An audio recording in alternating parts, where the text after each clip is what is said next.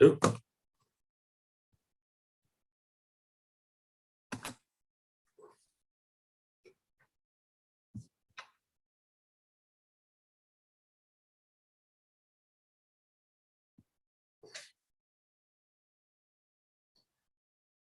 Right, we're good to go. And get, oh, we are being streamed, it says it on my screen. Members and guests, welcome to this meeting of Children and Young People Scrutiny panel. Let's do the formal things first. Substitutes nominated for this meeting and apologies for absence. We've received apologies from Councillor Courtney and Councillor Ford, but haven't received any substitutions, Chair. Okay, thank you. Well, Sarah's not so well, so we don't know about that. Members' interest. I remind members of the need to declare any disclosable pecuniary interests or other interests they might have in relation to the items included on this agenda. They may declare these now or at any time. Danielle, you're going to put your hand up. Yes, my usual one. Sorry, Chair. I've not seen anything specific. Is it all right, Kirsty? Did you get that? Thank you. Yes, I did. Thank you, Chair. And Councillor Tremaine, Diana. Hiya. Yeah, just a personal interest in item 6 as an adoptive parent. All right, very good. Well, we'll welcome your expertise. Admission of the public. Obviously, we're not face to face, but we are on YouTube. So I always say it's easy to forget that because I once, nobody else ever has done, but anyway, I once did. Items 4, minutes of the meeting. You all got them today, I think, 18th of August. Any comments, members? And there were none. I need a proposer and a seconder. Can I propose they are received? Councillor Tremaine, and I need a seconder. Somebody speak, there's no good waving. I'll be happy to second. Sorry if I interrupted. That's all right.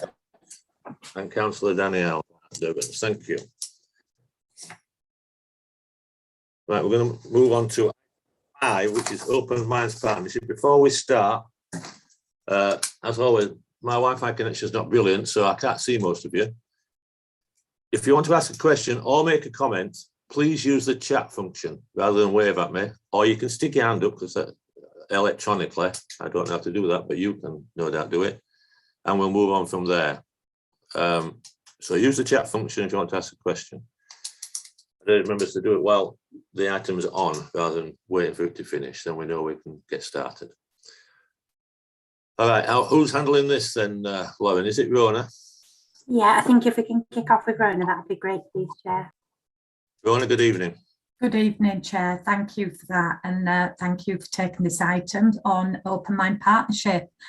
So we do have a little bit of a presentation because just because the paper was 25 pages that we've submitted, in order to summarise that for you and give you a good overview, and following the conversation that you've had previously, we wanted to just do a very quick summary. So I think Kim's putting that up on the screen. I do understand that everybody will be able to see that, but we will talk through it, and there will be different people from the partnership who will be taking you through that.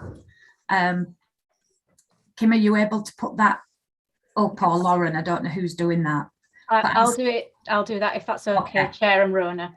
Okay. I'll start while Kim's doing that so we don't waste precious time. So this, as an introduction, this presentation is supplementary to the paper that we submitted to Scrutiny in advance of today, and the informal session that you've had with children and young people.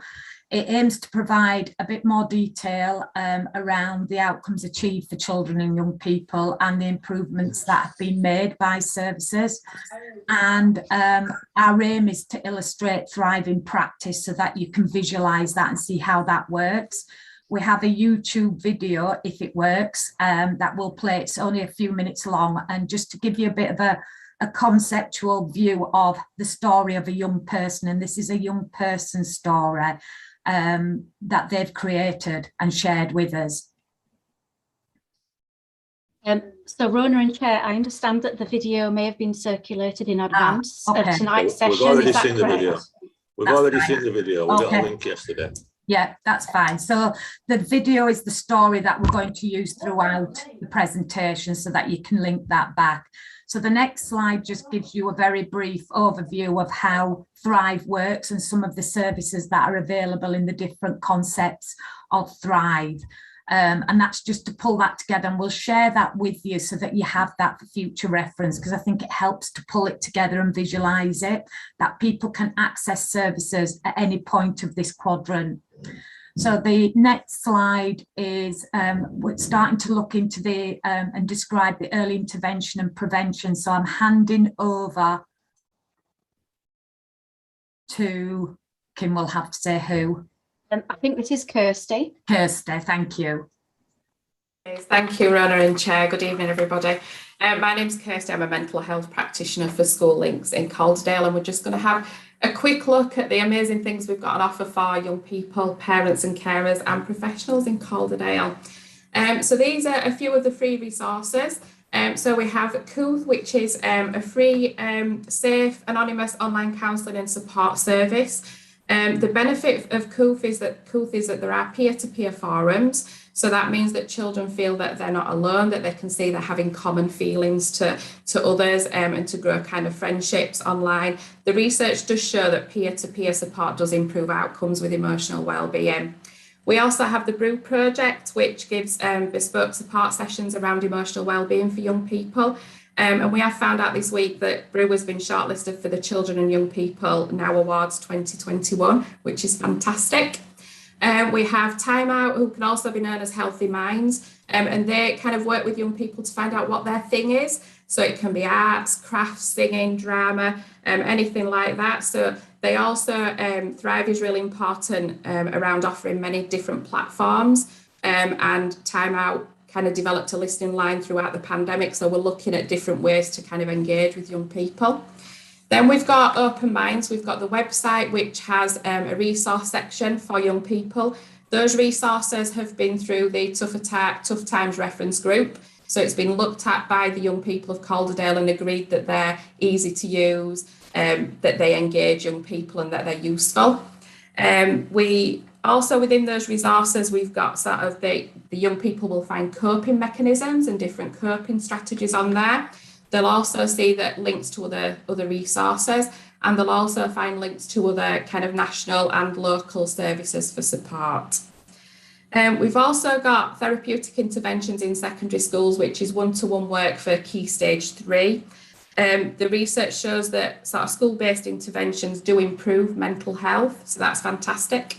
We've also got the Calderdale School nursing team who help with managing sort of long and short-term conditions. As part of that, there is a text messaging service that is for young people and for parents and carers as well. So parents and carers, young people in the young person's survey kind of said that parents and carers are the first person they go to when they're sort of questioning their emotional well-being. So they want them to be educated. So what we did was we created guides. We took the kind of top 6 referrers that come into the first point of contact about emotional well-being, and we wrote guides on those that include the signs, the symptoms, also resources and services so that parents have the knowledge and they can access other things and signpost onto other things. We also deliver parental workshops, so they're delivered by a mental health professional. These include sort of transition, but also we're responding to sort of life circumstances. So we have recently put one out on anxiety, COVID and my child. We've put one out on social media in response to what's been happening sort of within the schools.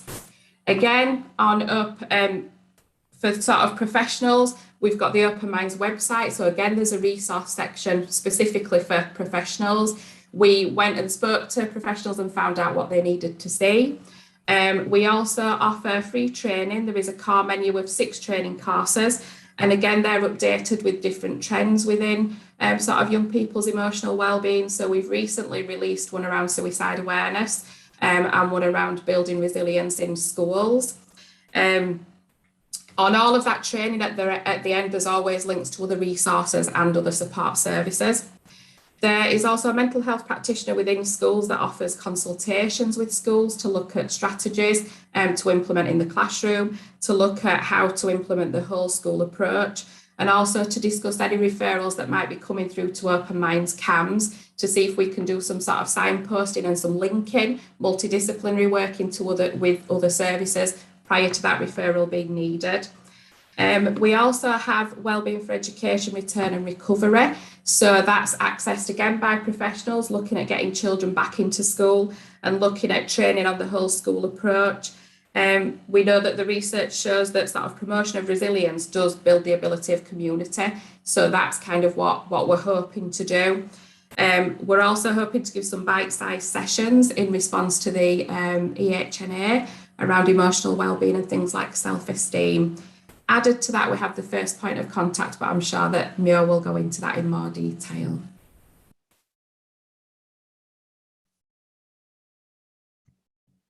Thank you. Hi, my name is Muir Hunter. I'm the service manager for Open Minds CAMS at North Point.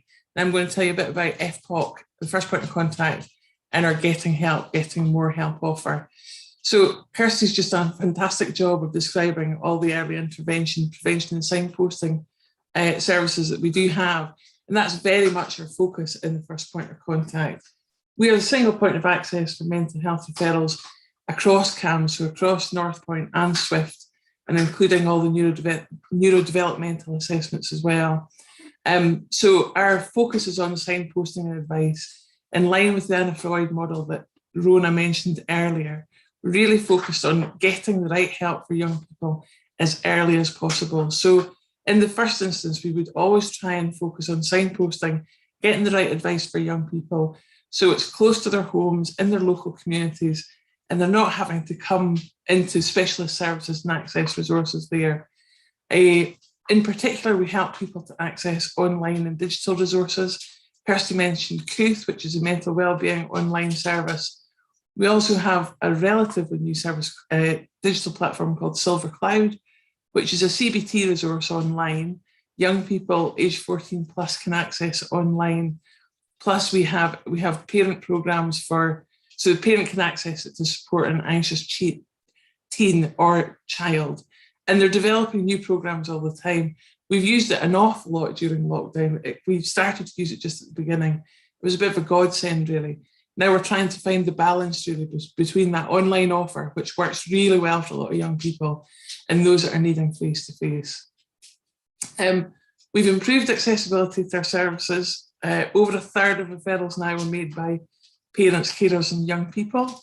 Obviously that's seen a significant increase in demand, whilst because they're able to refer themselves, but it does mean that potentially they get to help earlier on and it's more timely for them. I think demand has also gone up obviously because of COVID and all the related problems for children and young people, whether they're not wanting to come out, not wanting to leave the house, they're anxious about coming back into school. There's lots of reasons why people might sorry, I've lost my train of thought, but there's lots of reasons why demand has gone up because of COVID related issues. And we have just seen an upwards trend really, apart from a dip in during COVID. We also manage the getting help and getting more help aspect of the Thrive model, which is all our therapeutic interventions. So we've got CBT trainees, we've got qualified counsellors and therapists, we have systemic practitioners, social workers, OTs, nurses, a whole range of practitioners working across Swift and North Point to deliver those therapeutic interventions when children and young people need them. We also start to look at more innovative posts. We've got some care navigators in post who are really helping us to reach those young people who can't come into our services. So going out and using a more youth work-based approach, developing relationships and helping young people to feel comfortable. Our care navigators taking young people to the gym, they can go for a walk around Halifax, do lots of things. One young man he's worked with has spent 2 years in the house and hasn't come out. He's been seen by the medical needs team. And now, since Jed's been involved with them, and I'm sure other people as well, he's able to access college, he's going to the gym with his granddad, he's getting out and about and things have really changed. So we're really looking at all those different ways we can engage young people. And in particular, I think the focus of the work is very much making it about the young person, that it's their journey, that our care plans start with the young person, what they want to get out of the work, and achieving their goals rather than ours. Thanks, Maura. We'll move on to Joe Krasinski, who's going to take us through to the mental health support team. We did have a slide on outcomes, but we have put some benchmarking into the paper already, so we can always come back to that if we need to. But Joe, if I hand over to you. Hi, thanks, Rona. Yeah, I'm Joe Krasinski. I'm the strategic lead for the mental health supports team. This is a national project for mental health support into schools, and I wrote the successful bids to bring in 2 teams. One exists already in Calderdale and has some important functions. These are on the slide. So there's 3 nationally mandated core functions, and the first one is around getting that direct support, whether it's individually or a group or also digitally, direct to children and young people. But as it says on the slide, this type of support is for mild to moderate mental health issues. So another phrase is low intensity. So trying to get in as early as possible to support children and young people at the first signs of their mental health issues. Another key role is the second one down around the whole school approach. So that's educating staff, supporting them with things like assemblies, teaching mental health in the curriculum and so on. Evidence has shown that's a very effective approach. And the final one is giving timely advice to staff to support around. Sometimes they just want advice around a young person, or perhaps a child is already being supported through another service, or perhaps they need quick movement onto another service because their needs are beyond the low intensity element of the mental health supports team. So a key part of this is that this team brings in new staffing into the system across the country. So a big part of it is training up new staff. So a key part of the delivery is what we call education mental health practitioners. And in the first year of the project, they spend a lot of time being trained to qualify as education mental health practitioners. So they do elements of this work, and there's a lower capacity compared to once they get qualified and start delivering this work. The new team is due to start their training year in February 2022, but by the end of their final training year, we will have a full capacity of staff to support 23,000 pupils across mainstream schools in Calderdale, which will be a significant addition to the mental health support available to children and people in Calderdale. So overall, this is a universal offer to schools for any child or young person who wants to improve their mental health. But also we have these additional priorities that we identified through data in Calderdale that we are developing our support to as we move from training year into a full team provision. The different staffing, there's a whole range of different staffing, as well as the trainee education mental health practitioners. We have senior clinicians and also clinicians and supervisors for this staff, so they can cover that broad range of different types of support for schools. Jamie, if you just go to the next slide. Just wanted to give you a flavour of some of the outcomes. You'll see there that this slide breaks it down into the first column for that direct support, and this covers all our work to date, and just bear in mind that it's lower capacity than when they'll be delivering fully once they've been qualified. But you'll see the number of accepted requests for support, the most common types of need coming through. You'll see there's been 3/4 of the children and people with measured improvements have shown an improvement, and you'll see that most common age range. So the middle column covers the whole school approach. We've just got 3 months of that data. It's taken us a little while just to set up our recording and reporting. But you'll see the number of staff and pupils that we've managed to cover, the types of support as well, whether it's pupil workshops and working with the whole school around the mental health support, supporting that coordination. You'll see we've got high rates of success in terms of reporting back, whether that's been helpful, and the most common topics at the bottom. In terms of advice and liaison, you'll see again over on the right hand side the number of staff, the types of support, and also that high rate of being helpful and the types of staff. One part of the project as well, as you'll see, the most common member of staff is the school senior mental health lead, and that's a bit of work that's required for schools to identify some lead members of staff who can develop their whole school approach. So that's me. Thanks, Joe.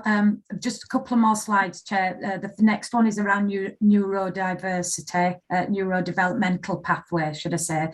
And we've got Katie, who's I'm hoping has been able to join us. I'm here, yeah. I'm just running home from clinic. Hi everyone, I'm Katie Gregson-Curtis. I'm a clinical psychologist. I'm the clinical lead for the Neurodevelopmental Assessment Service. So yeah, the slide goes through the process of our pathway. So I thought I'd run through that and talk about then, I guess, some of the most pertinent changes that have happened. So in terms of our referral process, now anybody can refer a young person for a neurodevelopmental assessment service, which is a change. So parents, families, carers, young people can refer themselves now, which I think has been really good in terms of increasing accessibility. But you know, in terms of the Thrive model, if we think about as well the video of the young person that was involved with lots of different people at school, it means that anybody that young person comes in contact now with can refer to our service, which is great because it means that young people can be referred by the people that know them the best. When we do receive a referral, a practitioner will speak to the family and the school generally in the first instance to gather some further information. That includes thinking about traits of neurodevelopmental conditions, but also about other needs and aspects about their emotional well-being and their learning. And there's a real emphasis now on needs-based support, so making sure that young person is accessing the support that they need at the very earliest that we can signpost them to that, rather than a young person only being able to access support via a diagnosis. From that initial assessment, if there's enough information there to suggest that a neurodevelopmental assessment is warranted, screening questionnaires are sent to the family and the school. There to fill in to gather more information about that young person. So for any families that need extra support to fill those in, we work quite closely with Unique Ways, who are an organisation that can help families to fill them in. And we tend to use now quite qualitative measures where families and teachers can describe that young person's behaviour rather than relying on sort of old screening tools that used to be used, which we know are not valid for many of the types of young people that we see. So young people, for example, who might identify with a different gender to what they were assigned at birth, young people who have mental health difficulties, sometimes those tools are just not appropriate, so we use something really different now. For the people that where we think that there's enough evidence then to continue our assessment for a neurodevelopmental assessment, they're placed on the waiting list for that full clinic assessment. But that every young person that's been through that process will be signposting to the most appropriate support whilst they're on the waiting list, or if they've not kind of been placed on the waiting list. If I talk a bit about then the neurodevelopmental assessment and what that involves, I don't know when we go to the chat questions, but I did see a question about ASC or ASD.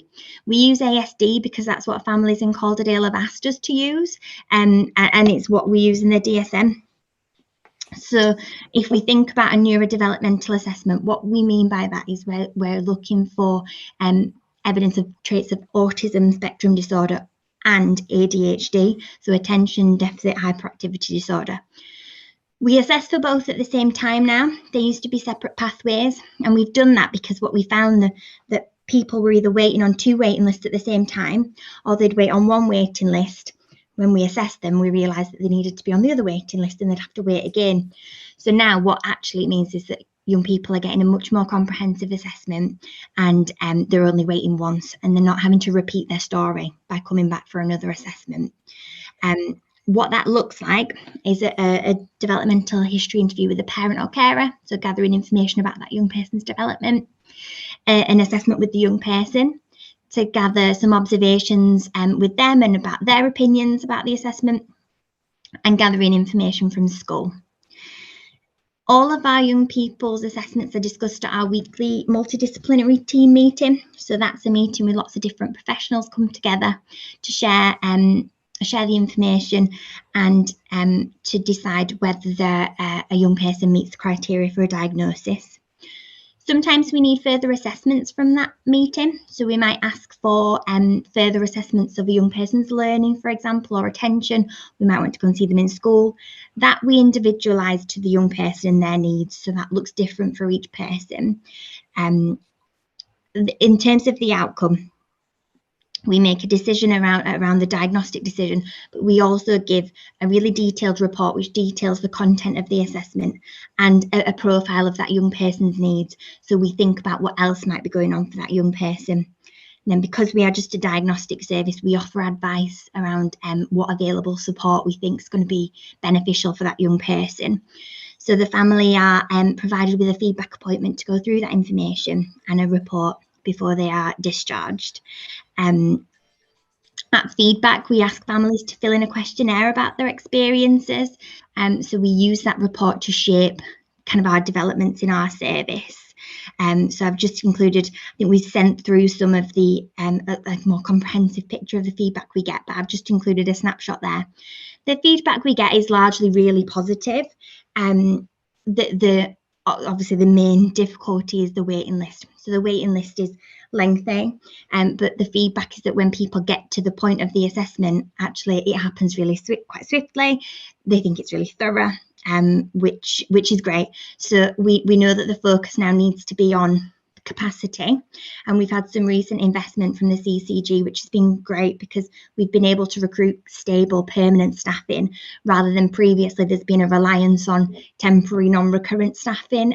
So I think now it means that we'll have a lot more consistency, and it should be beneficial for the waiting list. So I think that's me. Thanks, Katie. We've just got one more slide, so shall we finish that slide and then go to questions? I hope that's okay. So over to Hannah on crisis, self-harm and suicide. Hi, I'm Hannah Dyson-Warley-Bohr. I'll just wait for my video to load up. And I am the team manager in Calderdale. Sorry, hold on, wait for the settings to load up. So I've been asked to just come and talk about the crisis and the self-harm and the sort of suicidality that's kind of occurring and what support that we have in the area. So our crisis team does work across both Kirklees and Calderdale. So our young people will always be seen. So as Mio will have spoken about, the numbers have definitely gone up, particularly through COVID, particularly around those children expressing a lot of distress. Now, consistently, our crisis team are achieving the 4-hour response time that's set out for them, which increases sort of the amount of families that are being able to see. It means that they have access to that 7-day crisis and intensive home-based treatment service. So the service itself as a crisis team that's set out in Swift, excuse me, offers a 7-day service. So they work Monday to Sunday, 9 a.m. till 8 p.m.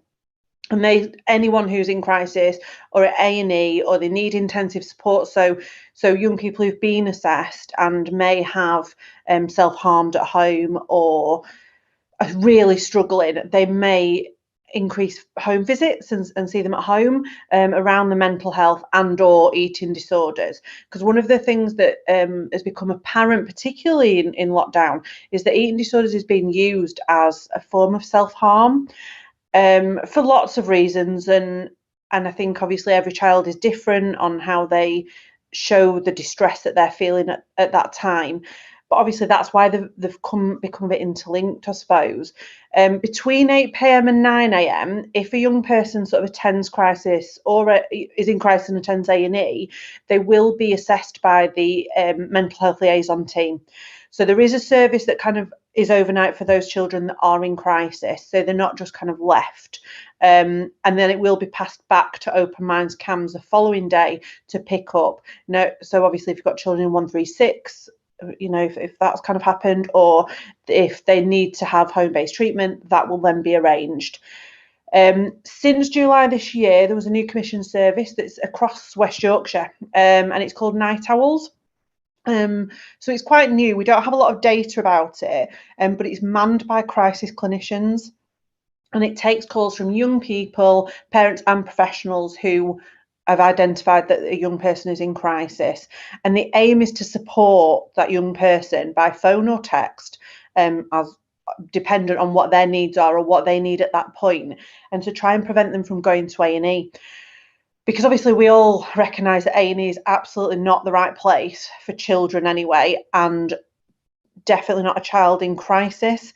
And so if we can keep them at home and then have and then they can pass that information over to ourselves, and then a full assessment can be completed, just to ensure that it's the right service at the right time for that young person.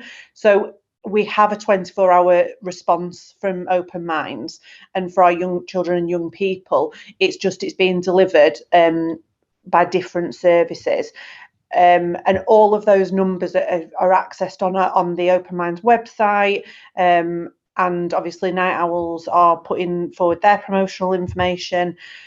So it's really it's heading in the right direction, which is really positive. I mean, there's ongoing developments as there always is. COVID's obviously seen an increase in young people and families needed a crisis response. I think that, you know, everyone will have seen it, that kind of pressure of lockdown, schooling being disrupted, and children sort of experiencing that. The substantive staffing hasn't changed, which is really, really positive. But because of the increase in demand, agency staff's being required. Which again is something that we're looking at, and we're continuing to try and recruit into those vacant posts. I don't think it'd be a surprise to anyone, but finding specialist tier 4 beds, so specialist beds for young people in crisis or have an eating disorder is incredibly difficult. It's an NHS England, they are aware, they're involved. It just means that sometimes our young people are cared for on paediatric wards and one-to-one, or if they are sort of 17 and or it's appropriate, they may have to go under extra staffing onto the adult mental health ward until they can find a specialist bed. There has been lots of development within the eating disorders team. We have a new clinical lead. They are looking at sort of changing the standards going forward. They are working more with public health and partners so that early intervention for our young people happens. So as we were talking about the MHSTs and putting in that early intervention and neuro, that, you know, the support when it's needed rather than waiting until there's an issue or things have got so bad. So that's the kind of aim, really. I hope that's okay. That's me. Thank you. Thanks, Hannah. So thanks everybody for that presentation, and thank you to the councillors for this and the scrutiny for allowing us to present that. I hope that gives you a bit of a flavour of the Thrive and what thriving means, and the level of intervention, support and services that are available to children, young people, and how valuable they see those services. And I hope some of the conversation you had with them earlier has shown some of that really good work that the Tough Times group and our services have done together in working together to provide these services for children and young people.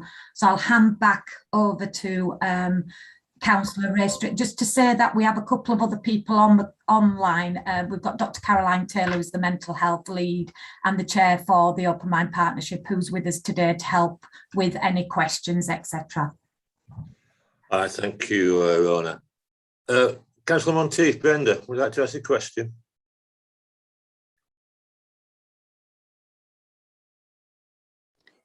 No, I wrote it on chat in the hoping that somebody would pick it up from chat.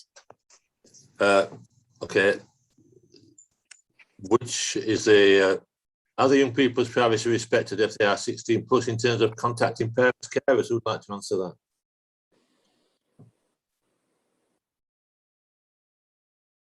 I can answer that if that's helpful from the CAMS side of it. Absolutely, there is lots of conversations with the 16 plus young people. If they're, we want to involve parents as much as possible, mainly because they are there, they are doing that day-to-day support, I suppose. We're not 24 hours living with that young person, whereas the parents are. In terms of if they do their own referral in, because I just noticed that popped up when you were saying about everyone being able to kind of refer in. As far as I'm aware, and Katie may correct me, we wouldn't necessarily go straight to the parents. We would have a conversation with those young people because they are 16 plus, and discuss the reasons why it may be more helpful to involve parents. Yeah, can I just add in as well? I think we would always respect their wishes to not have their parents contacted. Like Hannah says, we would work with them to try and help them to see the benefits of their parents being involved, particularly when there's a safeguarding issue. Now, sometimes they don't want their parents to be involved because they think it will make things worse. If the parents aren't involved, then we treat it as quite a serious safeguarding issue and explore how to put the right support in place for that young person, because their safety is absolutely paramount. And of course, if we're concerned about their safety and feel their parents need to know, and there's no real reason not to, then we would override that. But if we absolutely have to, and only, we would try everything we could to get the young people on board before we did that. Right, good. Councillor Jones, Danielle. Thank you, Chair. Am I allowed to ask a couple of things? Is that okay? You can ask as many questions as you like, Danielle. Thank you. So the first one is, I noticed on your, and the presentation were great, by the way. It were really helpful to kind of break it down. But in the brackets of service, for want of a better word, under the CAMS and Open Minds part, you put gender identity service in there. Was that under Bernardo's and identity? Because the way I've read it was that Open Minds are delivering that, and I wasn't aware that was the case. If that's the way it's written, that's a mistake, because we work very closely with Bernardo's and the Positive Identity Service, but we don't deliver it ourselves. We try and work, we just try and work in partnership to work out what is the best fit at the right time, really, and try and work in tandem rather than together. Yeah, thank you for that. The next one was, and actually, Rona, you've used this terminology in delivery, but the early intervention signposting title, the word that I feel is missing from that is support, particularly when we're talking about, gender reaffirming and gender identity. It doesn't necessarily mean that they need intervention, and I understand that in one respect, depending what their symptoms are, dealing with that might be the case. I just think support is kind of a more holistic approach when that's the first point of delivery, and I just wondered if that could be considered and being added into that, because I know it says and signposting, but I know you used it in the delivery, Rona, and I just wondered if it's been discussed previously. And yes, I agree. It's something we talk about a lot. Is it's not always about services, and it's not always about how we support people. And some of that is with coping mechanisms that they can manage and support themselves with that help and support from others. So we definitely, I think it's sometimes we miss some of that language out when we're writing things down, but when we're actually speaking it, we include it. I agree, we can include it and we should include it. So we'll take that on board. Danielle, we're always keen for people to give us feedback about the language we use and whether it's the right language and how it can, how we can change that so that it provides the right information and to people, because if people read that differently, then it's not very helpful. Thank you. And the last one is under the Calderdale priorities list. I'm really sorry, it's gone a kind of a common theme. I just wondered why the gender identified as other was more of a priority than the group, trans in general, because trans obviously includes other, whoever identifies as other gender, and knowing the impact of trans youth mental health and the risk of suicide. I'm just wondering why that's been separated from more binary trans youth and not. Obviously, you might have the information, and I am really sorry to ask this, and it might be the information I found, but the EHNA, I'm not sure if I understood what that was, because when I looked it up, I'm not sure if it fit right, but I might be wrong, so I'm sorry. Hi, would you like me to answer that? My slide. So thanks for the question. Yeah, so the EHNA is the Electronic Health Needs Assessment, and it's an annual, I think, survey that goes out to schools and asks a number of questions around health. And there's a section on mental health. And it was that was the category that was within the EHNA. It's not one that we've created ourselves, and that's the one that came back that particular category, as identified in the EHNA, were more at risk of having mental health issues. So there was nothing more for us to break down or analyse, I guess. I absolutely hear what you're saying about more detailed information about that, and that's certainly something that we could look at. I guess this is our starting point from the data that was available to us at the time when we were putting together what our vulnerable groups would be, but absolutely agree, yes, there's a lot more to it than that simple categorization, I guess. Can I add on to that, Joe, if you don't mind? Of course, yeah. I attended I'm a school governor as well, by the way, and I attended a session yesterday on supporting gender identity within schools and how to kind of embed that within the delivery of, priorities. And I just wondered, when that's seen as a priority, do we often place the priority on the person, or are we placing it on the delivery of what the school is offering? So, I'm thinking of non-specific gendered bathrooms, breaking down uniform expectations. That's what because often if we're expecting the person to be what we fix, but actually if everything around that person is going to continue to create barriers and issues, I just wondered if when that priority came up, if that was something else that you worked within the schools that have raised that, or I don't know, it's just a question. Well, I'm probably not able to answer it, partly because it's a very operational question, and being the strategic lead, I kind of much further back. I can't say that I have that knowledge and experience myself. I can certainly ask the service manager, Ian Wood, a bit more detail. If you'd like to send me an email with the specific question, I can pass it on and get back to you, unless other colleagues here have a much better knowledge and understanding of that particular issue. Thank you for that, Joe. Councillor And I will Foster-Dott. send you an email. Thanks, Chair. Just looking at the information within the agenda, and there is, there's an awful lot of it, and it's quite a meaty read, which I haven't had time to fully digest, but I have certainly had a good look through it. But I was wondering about the funding. It's 3.19, and the additional investment that's been put into the crisis service. Oh gosh, you're ringing me. All those the same. So there's an additional investment of 35,000 recurrently, and on top of that another 50,000 to manage the long waits for CYP and crisis. And I wondered if you thought that was enough. Is it going to have the effect? What effect is that having? And do you think it's going to completely address that the crisis service at the moment? If that makes sense. Yeah, no, that makes sense.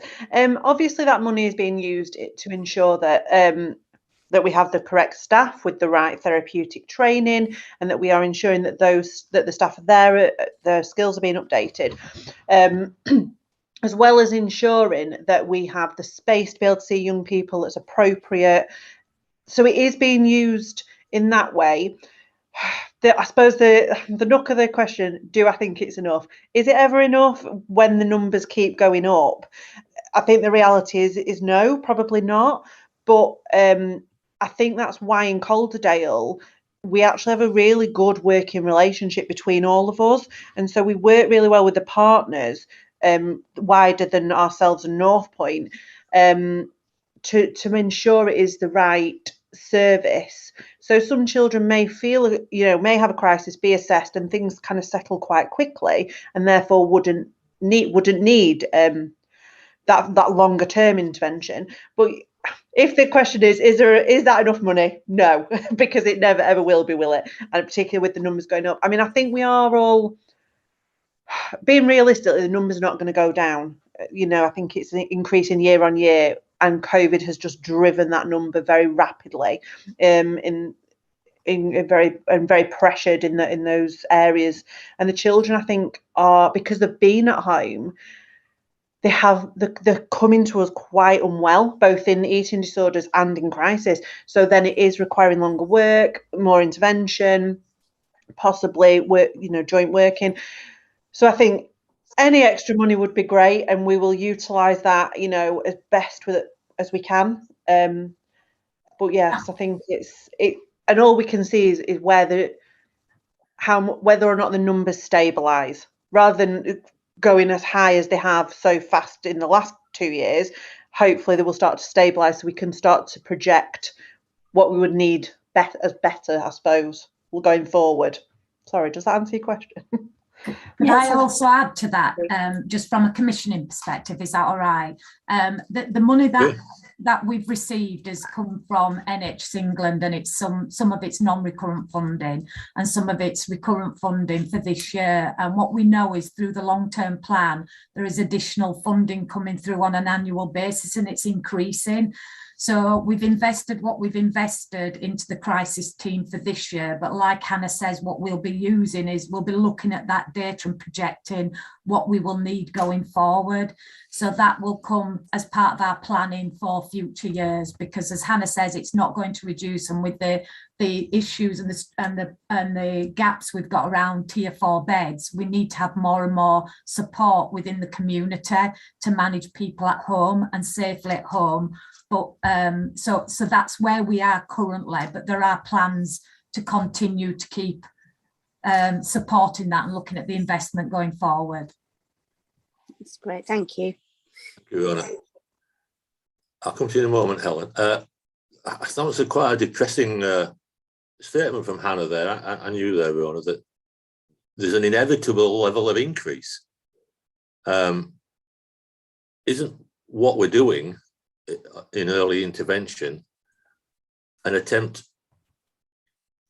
Are we saying that it's not going to work then, because the numbers are still going to go up and up and up? I can obviously talk, probably Rona can speak more as a commissioner. I think the hope is everything takes time.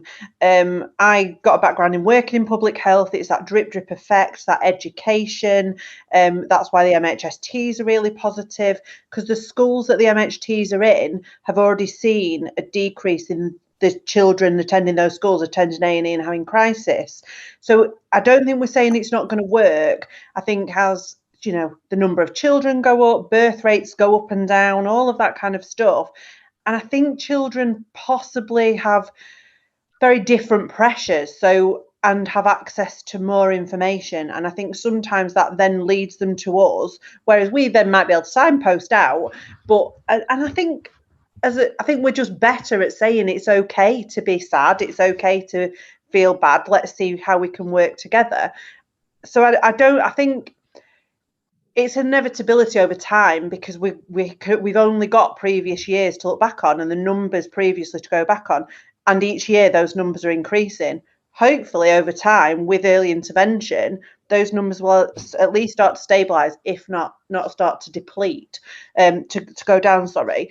And obviously with this funding and being able to put in more community support and getting our word and our information, our education out, people will feel more supported earlier on. So they're not going to get to the acute stage.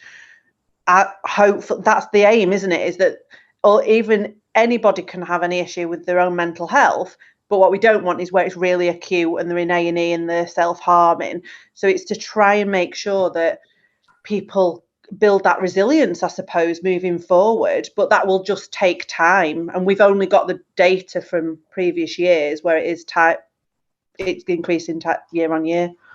Yeah, and we've got the impact of COVID that has shown an increase, hasn't it? And it's with children, young people that haven't actually been in contact or accessed mental health services previously. So it is a different cohort. So we know, and our aim is to keep continuing with early intervention and the mental health support teams, but some children still need that support when they need it, when they're in crisis. So we wouldn't want to say we wouldn't be funding that going forward, but we need, as Hannah said, there's something about the data, and we need to learn more from the early work we've undertaken in early intervention. Yeah, I take those points, and I see Caroline and Dr. Taylor's put a comment in the chat. I agree. I think if we look back at last year's meeting, Rona, we spent a lot of time talking about referrals and numbers of referrals. Yeah.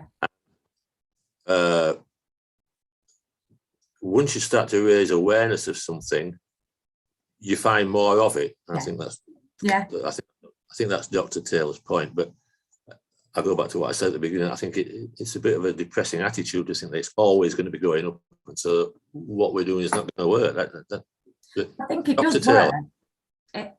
So yeah, just to come in on that, we're not just trying to prevent children and young people's mental health problems, we're trying to prevent them all the way through life. So some of the prevention is, and some of the manifestation of mental health problems that have their origin in childhood doesn't manifest until adulthood. And it also has, we know, substantial physical health problems. So the measure of success is not actually that we have numbers of diagnoses of mental health problems or numbers of contact with the crisis team going down. That doesn't, it's not as simple as saying that once we see those numbers going down, we're succeeding, because you might just be pushing things under the carpet again that need to be opened up, and that that increasing demand does reflect an increasing ability for children and young people to reach out and get those services. What we'd like to do is be reducing the demand for crisis services, but seeing the demand, we expect that this demand for services universally across the whole pathway will continue to increase. And that's what we're really, in a cockeyed way, we're hoping for that to happen, because that suggests that children aren't sitting on issues which then will bubble up later on in their life. So there is a bit of a perverse positive to the demand going up, but not for crisis. I agree, we'd be aiming for crisis to reduce, but we do expect it to take up to 5 years for the, well, this is not in Calderdale, but nationally it's expected it will take up to 5 years for the full effect of the pandemic to come to light. Thank you very much. A really good point, well explained. Helen, Councillor Rivera. Thank you very much. Sorry, I've been having a number of technical problems earlier. One of the points I wanted to raise actually relates to the one that you mentioned, in that my experience coming back into schools and colleges is mental health issues are really raised their profile in terms of one of the major challenges people feel are facing. And I think the other point is that, we've got to think it's okay to talk about your mental health, which struggle to get across. So I know you can never be sure there is an increase actually, that people are more confident about seeking help early, but it's not necessarily a bad thing. The other question, which might have been raised but particularly wanted to ask, was around the transition from children to adult services. I know this was mentioned in the report about looking at like the whole individual, but I know that can often be a stage at which sort of, the expertise and knowledge that is being built up doesn't carry across. So I just wondered if you'd like to say a few comments. I know I can probably answer again from operational point of view, in the sense of we are looking at that, and the reason being is obviously we do work very closely with our Kirklees counterparts, and they have developed they have recruited a couple of transition workers And I know that Wakefield, because obviously we're part of Swift, they also have done that service. So what we're doing is looking at what their transition workers are doing, and then we're hoping to be able to put that in place in Calderdale. The reason being, because like you said, it is that kind of crossover where children and young people can get lost in a system, and mental health for young people can look very different to adult services than it would be addressed to us. So it's definitely an area that we want to improve on and we want to work on, and it's definitely one of the sort of pathways we're looking at, because we're looking at developing a number of pathways going forward, but that is definitely one that we need to look at, and I think Katie's got a point, particularly I would guess around neuro. Yeah, more so around our Katie, before you start, Katie, well, I'd like to emphasise Helen's point. I wrote on my papers 7.2 point, and I'm still wrestling with transition. If I had a penny for every time transition is mentioned in this scrutiny panel, I'd be able to fund the NHS. Katie. I want to talk about the learning disability side of the service, really, because I'm a clinical psychologist for that as well. And so another part of the Open Minds service is the specialist learning disability service for children, and the transition pathway is really well developed for that and works really well. So from the age of 14, any young person in our service flags up to be for planning transitions, so that we have frequent meetings with our adult LD service where we discuss young people from the ages of 14 upwards. It means then that any people that are going around the age 17, they're going to have a really good transition package because we can do that joint handover. But it also means that they're aware then of any young people that are in our service through that adolescent period who might not transition at the point of 18, but might as an adult go back to adult services. So they have some awareness of them from that handover. We found that process works really well and has smoothed that transition for the learning disability services. So it's something that we could think about sharing across other parts of the service, I think. Okay, very good. Councillor Dale. Follow up. It'll be very, sorry, very Helen, of course you can. Yeah, I just said that, if we are looking at appointing transition workers, it is something we're working on. I'm wondering if perhaps we could have a follow-up and maybe add this to the work plan, perhaps when those that transition support is in place. I seem to have been looking at this as long as I've been on the council, Colin, so that's going back 30 years, and we still seem to be grappling with it. So really would be good to have a follow-up.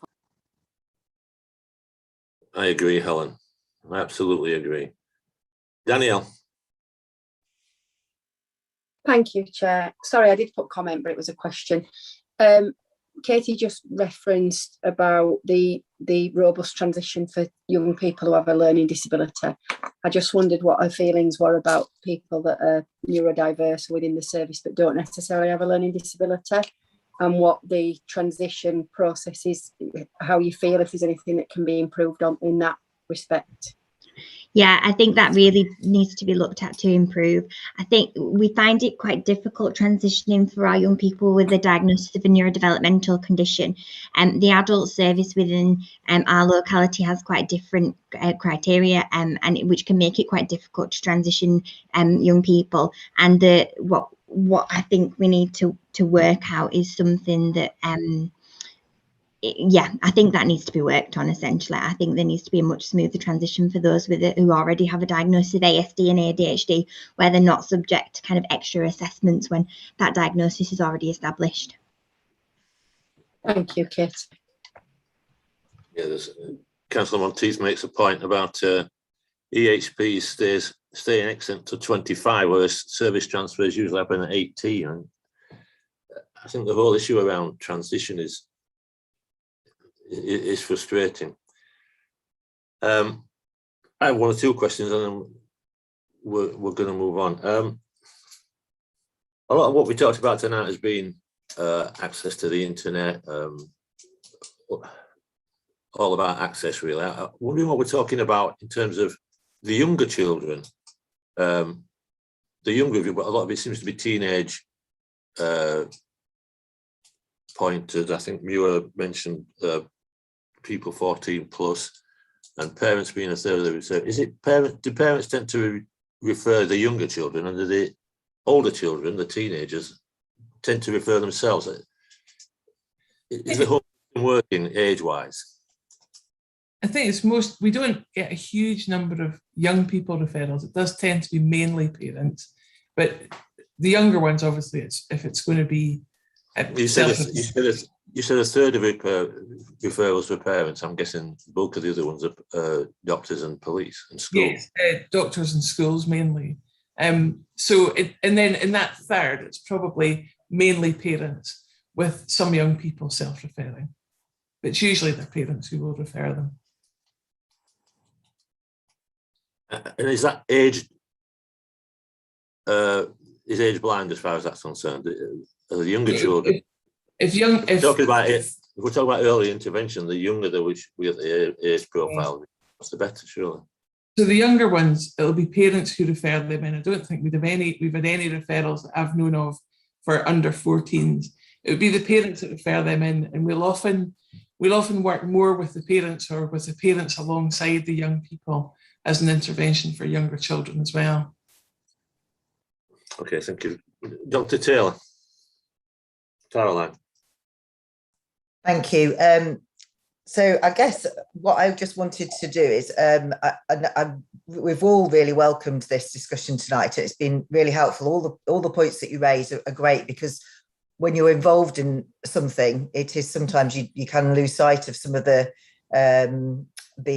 sort of almost glaringly obvious bits, like that we actually are offering support, not interventions, but we don't always use the right language. So there's an awful lot of sort of smaller points like that have been really helpful, and some of the bigger ones have been really helpful for us as well moving forward. But what I just wanted to do was put the whole conversation tonight into some sort of context. So I've actually just been appointed as chair of the National Association of Primary Care, and in the last couple of years, I've had a lot of conversations nationally on lots of different subjects. But whenever it comes to services for emotional health and wellbeing for children and young people, I am still absolutely robbed of speech by how far behind the vast majority of the country is in terms of their services that are available and their pathways and their approach at place to supporting their children and young people. Just want to sort of talk about the fact that the Open Minds Partnership in itself is not unique, but almost in terms of its breadth and complete teamwork approach to the fact that we are all trying to work together to achieve a common aim of supporting our children and young people to lead healthier and happier lives. And that is not the norm. In fact, it's extraordinary. And I'm involved in conversations with various parts of the country where they're trying to learn just the absolute basics about how did we actually start to approach this as and become a team. And it's been a journey to get to this point, but I think all of us here all feel that we're part of that team. So we wouldn't necessarily feel that we're only trying to represent our own part of the service, but we talk together and collectively, and it's not something you're seeing here. It is a genuine, true partnership approach. And it is just, for me, just really important that when we're thinking about some of the gaps and some of the things that we're not doing as well as we'd like to be doing, we are aware of them. It's really helpful whenever anybody can help us to spot other things and other ways that we could be focusing on. And you were absolutely right, transition is not something we've got right. We haven't got the waiting list right for neurodevelopment assessments. All of these things we haven't got right. But what I just would draw all your attention to, and this includes the people I work with, because I don't think we do it often enough, is that actually we have an awful lot to celebrate here.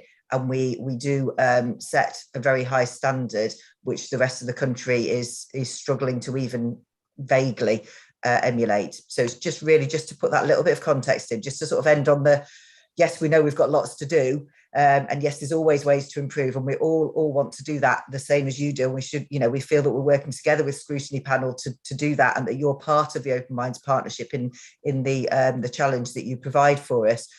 But actually, let's just remember that whilst we're not by any means perfect, we are doing an awful lot better than the majority of the country. Thank you. Danielle?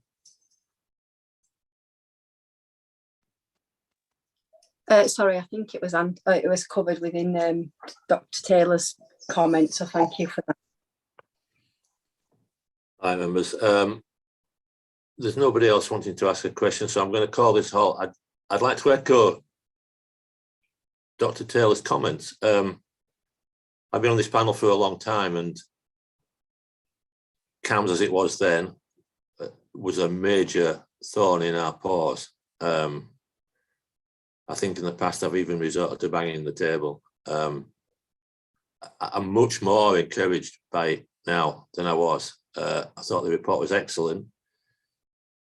Outside the report, I see it's like one or two other people we've had this year. I sense a sense of purpose, which I've never really seen before in the early days of Open Minds and previous to that. So I'd like to say thank you for that. I think it's given us a bit more confidence. I think we all know there are issues. I mean, we haven't mentioned waiting list tonight, and that usually gets us going. But I think we can see reasons for that as well. So I'd like to thank everyone for coming. And as again, I say, I'm very encouraged by the trajectory of improvement. I really am. I think it's, I don't want to be critical at all because it's been a long time coming, but I think we are making significant progress. And this was a much happier presentation than we had even last year, and certainly than the previous years. So thank you all for your efforts. And well, and I think we were part of the team. I'm not sure that's true. All right, members. Thank you very much. Thank you. No, thank you, Rona. Delight to see you again.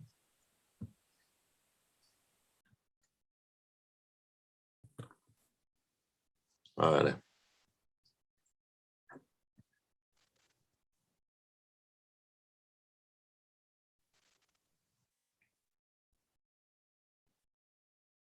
I don't think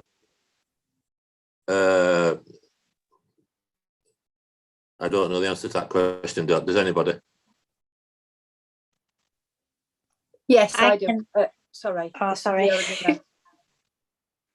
I don't know who just answered that, but if somebody else has got a more direct one, if not, I can send out the link. That would be great, Councillor Durrance. I was just going to say that I could pick it up with Rona, that's all. Thank you. All right, thank you. Thank you.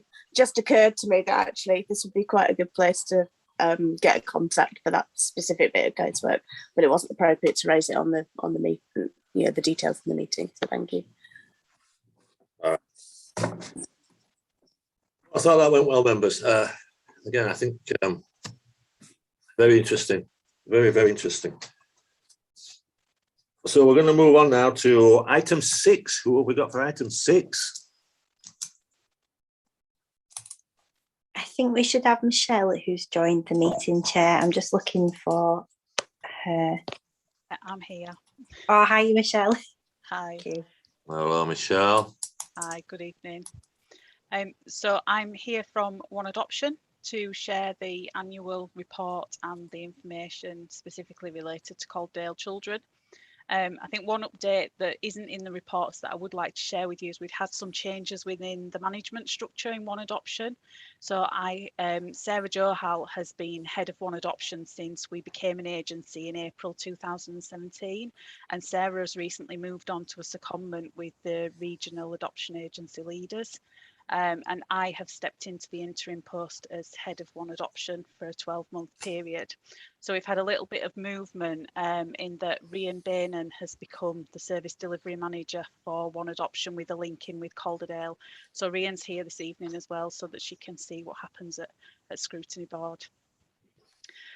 You've had sight of the paperwork and the reports that I shared. So more than that, Michelle, we've already.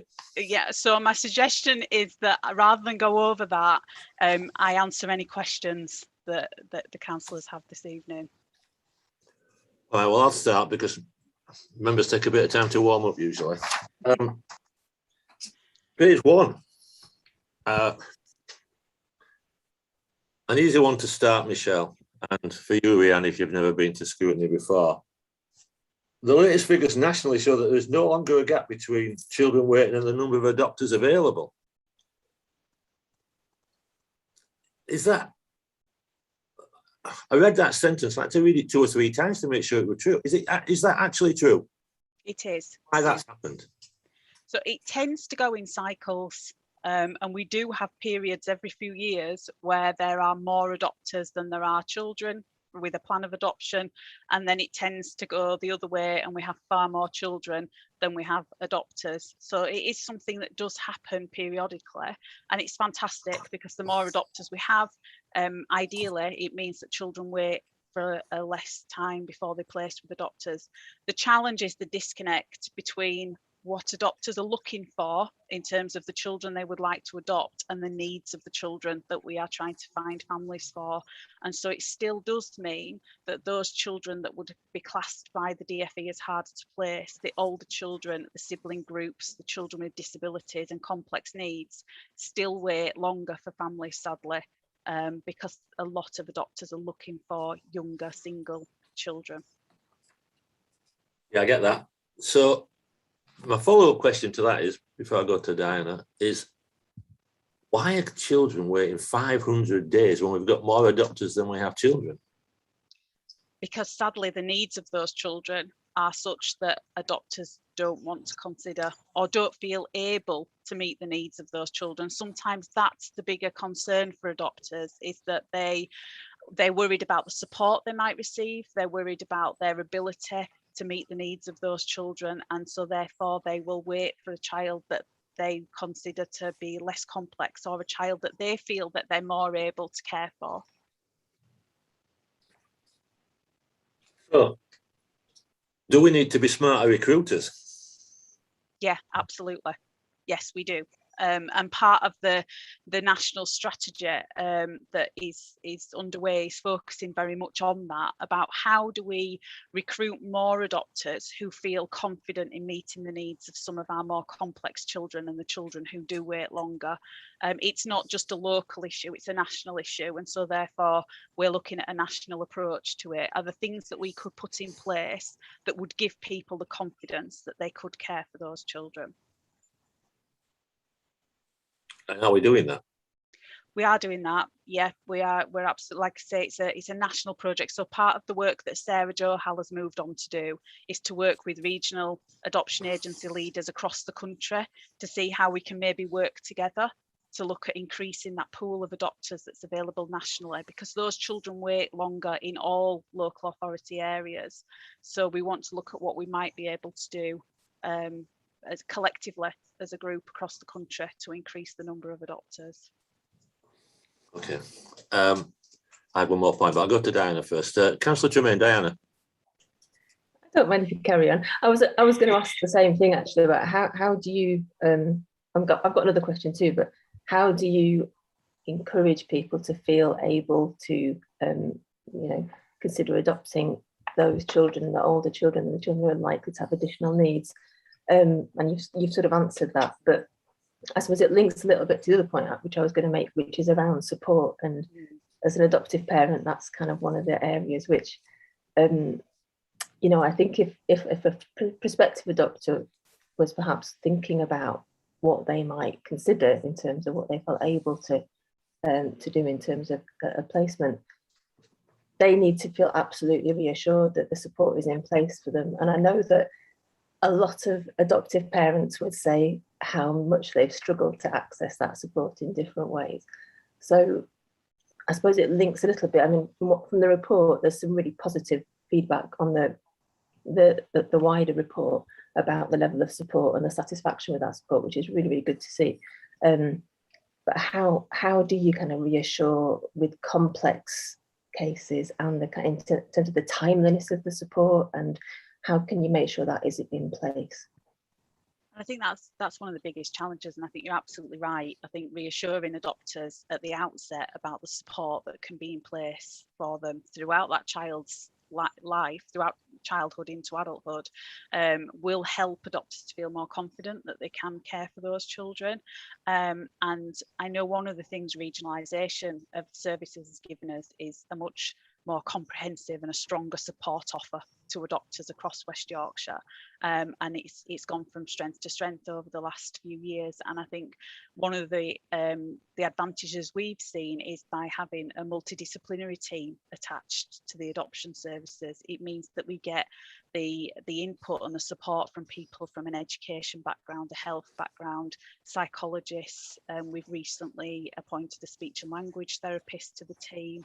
I think all that contributes to making sure that we've got a holistic package of support around adopted children, but there are undoubtedly still challenges when it comes to health and education in terms of accessing those services and working out pathways into those services so that families don't feel that they're battling to access them.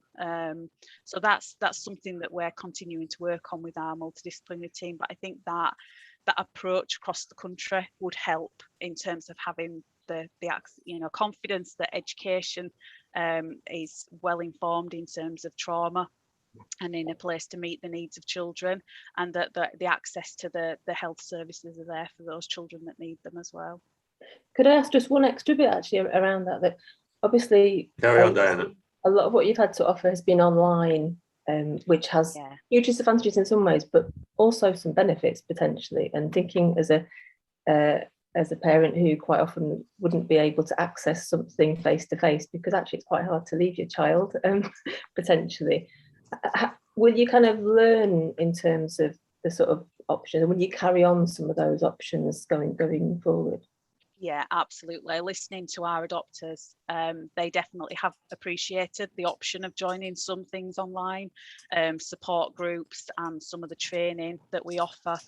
Being online has definitely helped. And as you say, quite often, I think we get to know one parent in a couple more because they're the one that's at home, they're the one that's more available, but we want to be able to share information with both parents, and online definitely gives us the option to do that. So we plan moving forward to have a bit of a hybrid approach, move back to doing some things face to face, but keeping some of those support services available online to people.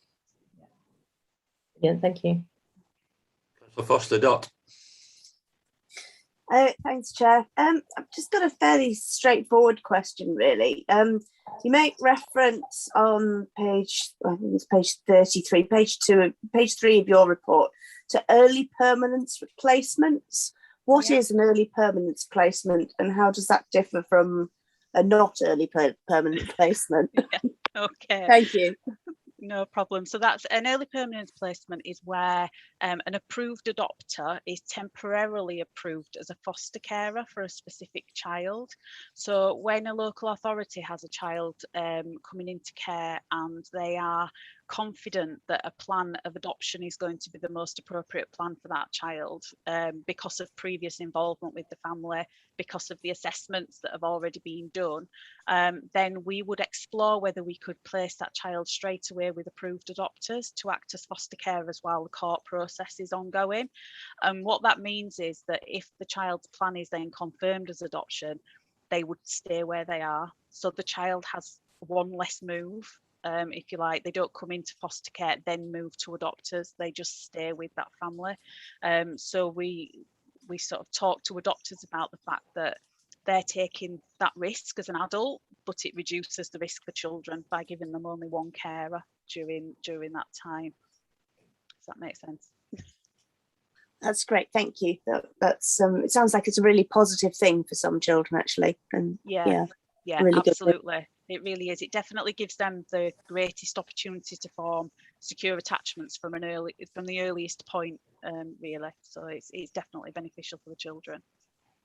Thank you. I've just a couple more things. So, bottom of your page 4, children with an adoption plan during 2021.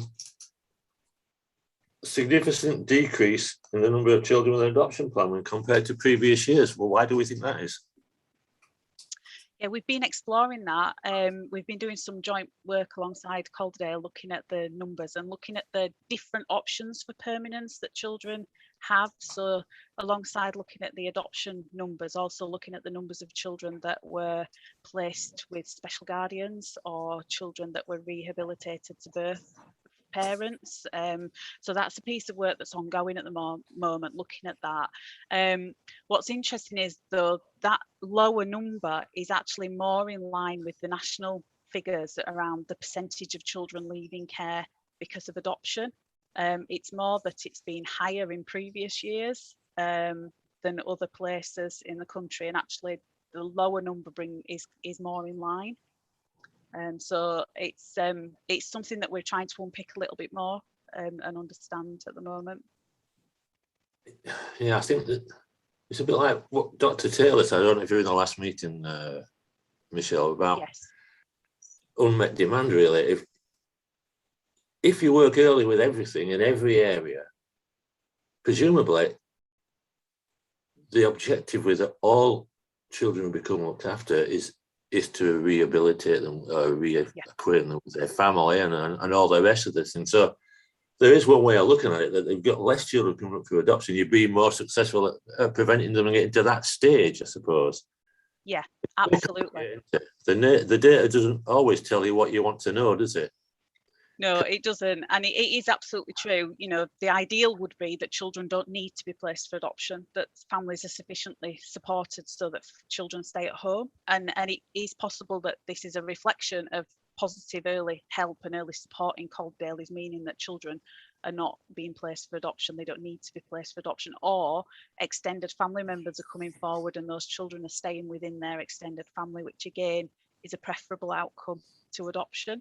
So yeah, it is a positive thing that those children are not needing to be placed for adoption. Yeah, possibly. I've got a better dilemma there. Councillor Devons, down anyhow. Thank you, Chair.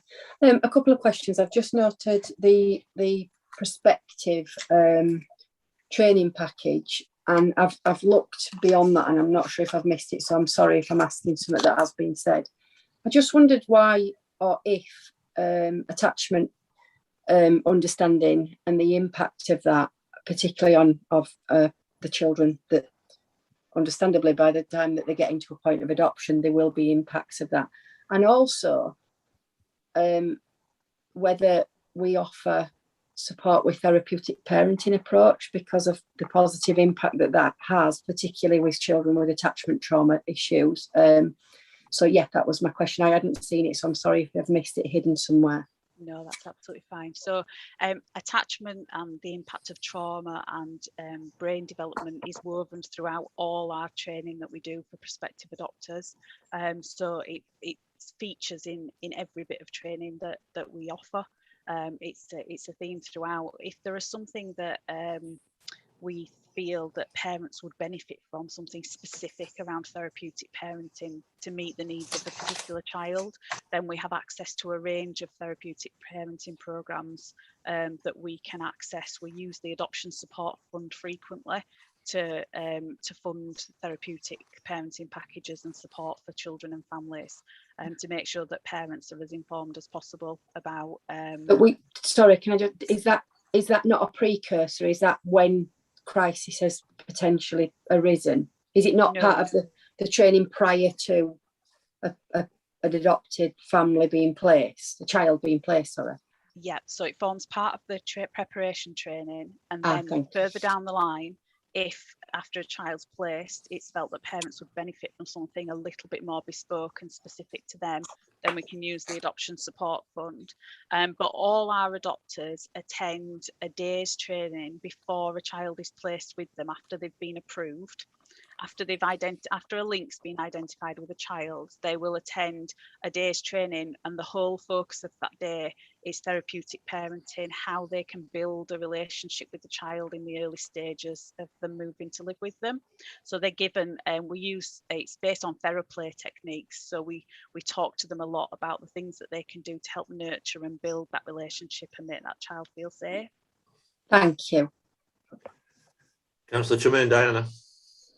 I just had one comment actually on something which I think is really important, is that on page 50 it just mentions the disruptions, and I think it's, I mean, any disruption to a placement is obviously awful, but it was really interesting and positive as it can be, to see that there were 2 disruptions within a single placement in the period of the report, which actually, considering the circumstances, seems, does seem quite remarkable. And I think it obviously highlights the support is hopefully working, mostly really well. So although it's still awful that anything happens, but really good to see that. I think that was that's an excellent point, Diane. I was going to make the same one. Only 2 disruptions in the year. It speaks to good support. It really does. Yeah, very good. Have members got anything else on this? I think you're going to get away lightly, Michelle, tonight. I don't know if I'm getting more mellow in my advancing years, but I found this report very positive. Again, much better than they used to be. I think the regional approach, I can see Julie holding her breath. I think the regional approach definitely works with this thing. And again, I think I must be getting much more or less cynical or much more mellow, because I thought this was a really good report. I think the outcomes are looking really good. Obviously, there's work to do. Like waiting times, and there's all room for improvement there. But in general, just very positive. I think the fact that you've had a very short exposure to Scrutiny is probably a sense that you're getting better at writing reports and you've got better things to write about. So thank you, and thank you for the team. Thank you. I actually wrote on some of these reports. I said, all good. That's what I wrote. Amazing. All right, members, thank you. And thank you for attending. And Rihanna, I hope it wasn't too painful for you.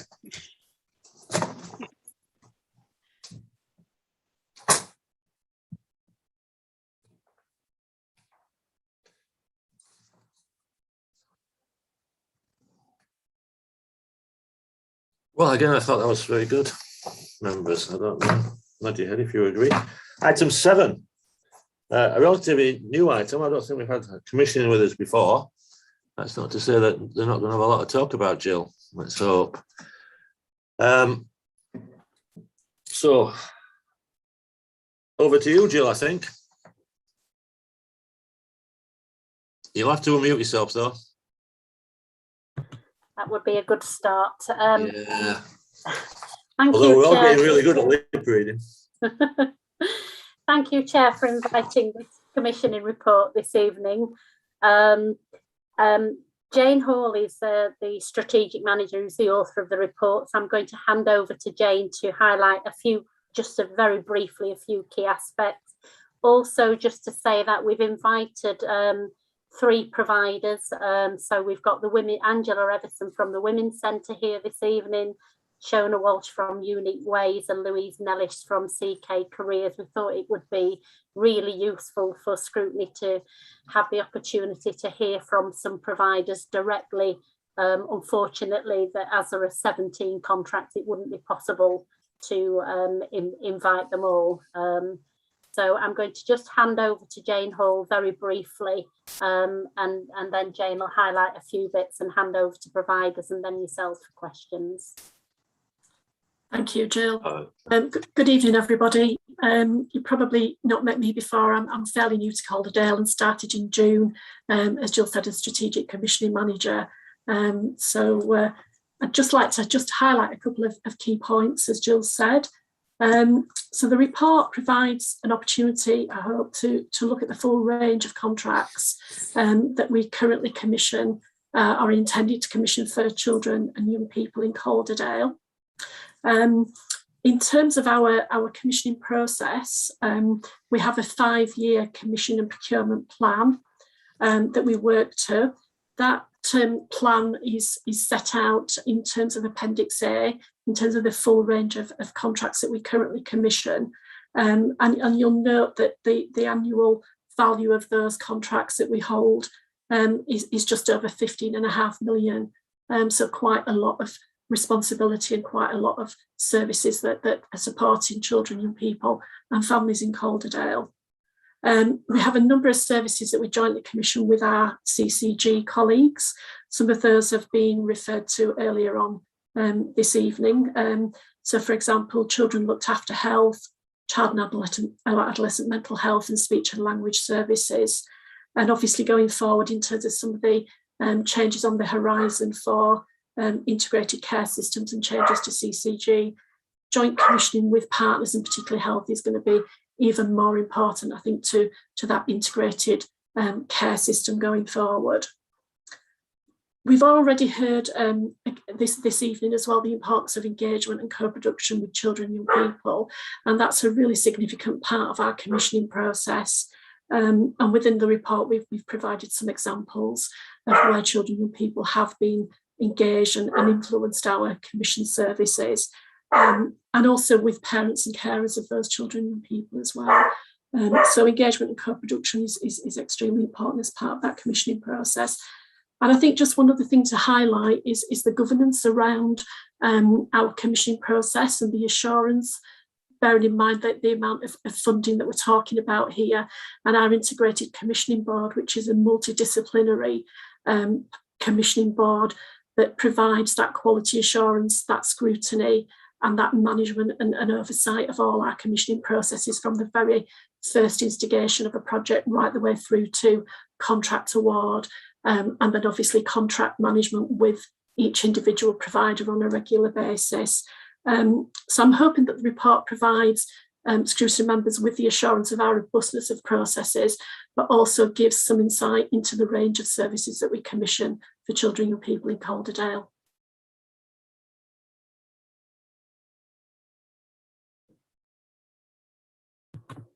Thank you, Jane. Shall we hand over to the individual providers to just speak briefly on each of their services? Yes, yes, I would say that we like having non-council employees here because they sometimes tell us things that are different to what council officers tell us. Okay. I don't know if we've got a particular order, but I'm happy for Shona, Angela or Louise to go. Shall I go then? Is that okay? Yeah, you go, Shona. Yeah. Okay. So good evening, everyone. Good evening, Chair. I'm Shona Walsh, Chief Exec of a local charity in Calderdale called Unique Ways. I'll just give you a whistle-stop tour of what we do, and I'll try and second guess any questions, but obviously happy to take questions. We've been going 18 years. You can do that, you're better than I am. Second guess. I said I'll try. So our charity's been established 18 years. We were previously known as Calderdale Parents and Carers. So we concentrate, our work is targeted with parent carers. Parent carers who have children or young people with a disability or additional need to the ages of 0 to 25. It's a free service to our members. You need to be a member to join us, but membership is free. Our offer is really through 9 core services.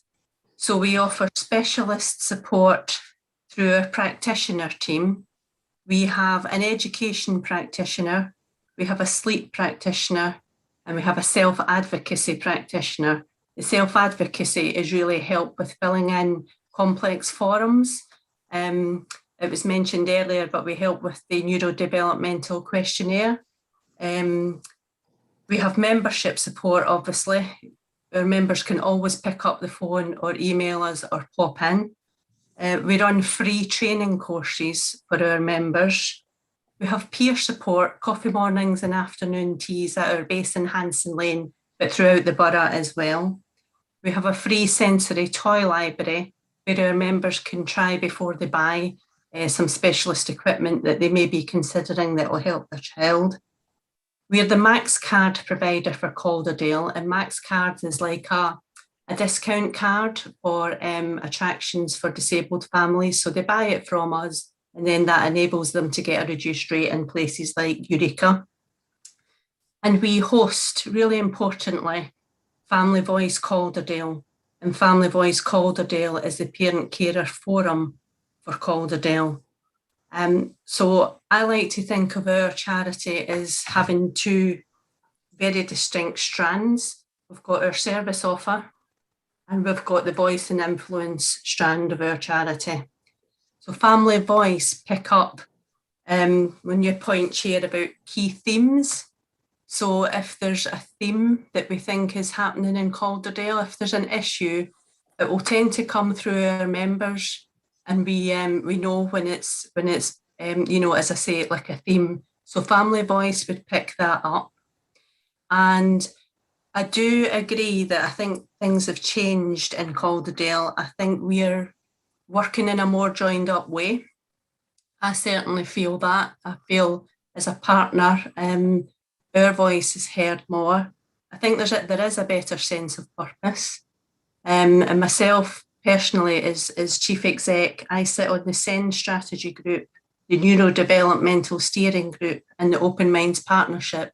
So it means just being linked in is really helpful in taking forward these issues that families may have. Just briefly on referrals, because I'm sure you're interested, but there's been a change post-COVID. 2/3 of our referrals are coming from professionals. So just to give you a steer, family support workers, family intervention team, health visitors, school nursing team, Open Minds, formerly CAMS, and the disabled children's team, Portage, Senko's. We take all these professional referrals to Unique Ways, and 1/3 are coming from other parent carers who we've helped in the past, and they're recommending parent carers to use our services. We've got 1,400 members at the moment. That's 1,400 Calderdale families. And we've got a rate of families joining us at 40 families a month. So it's picked up. It went very quiet in terms of families joining us last year because they wouldn't be able to access face-to-face support.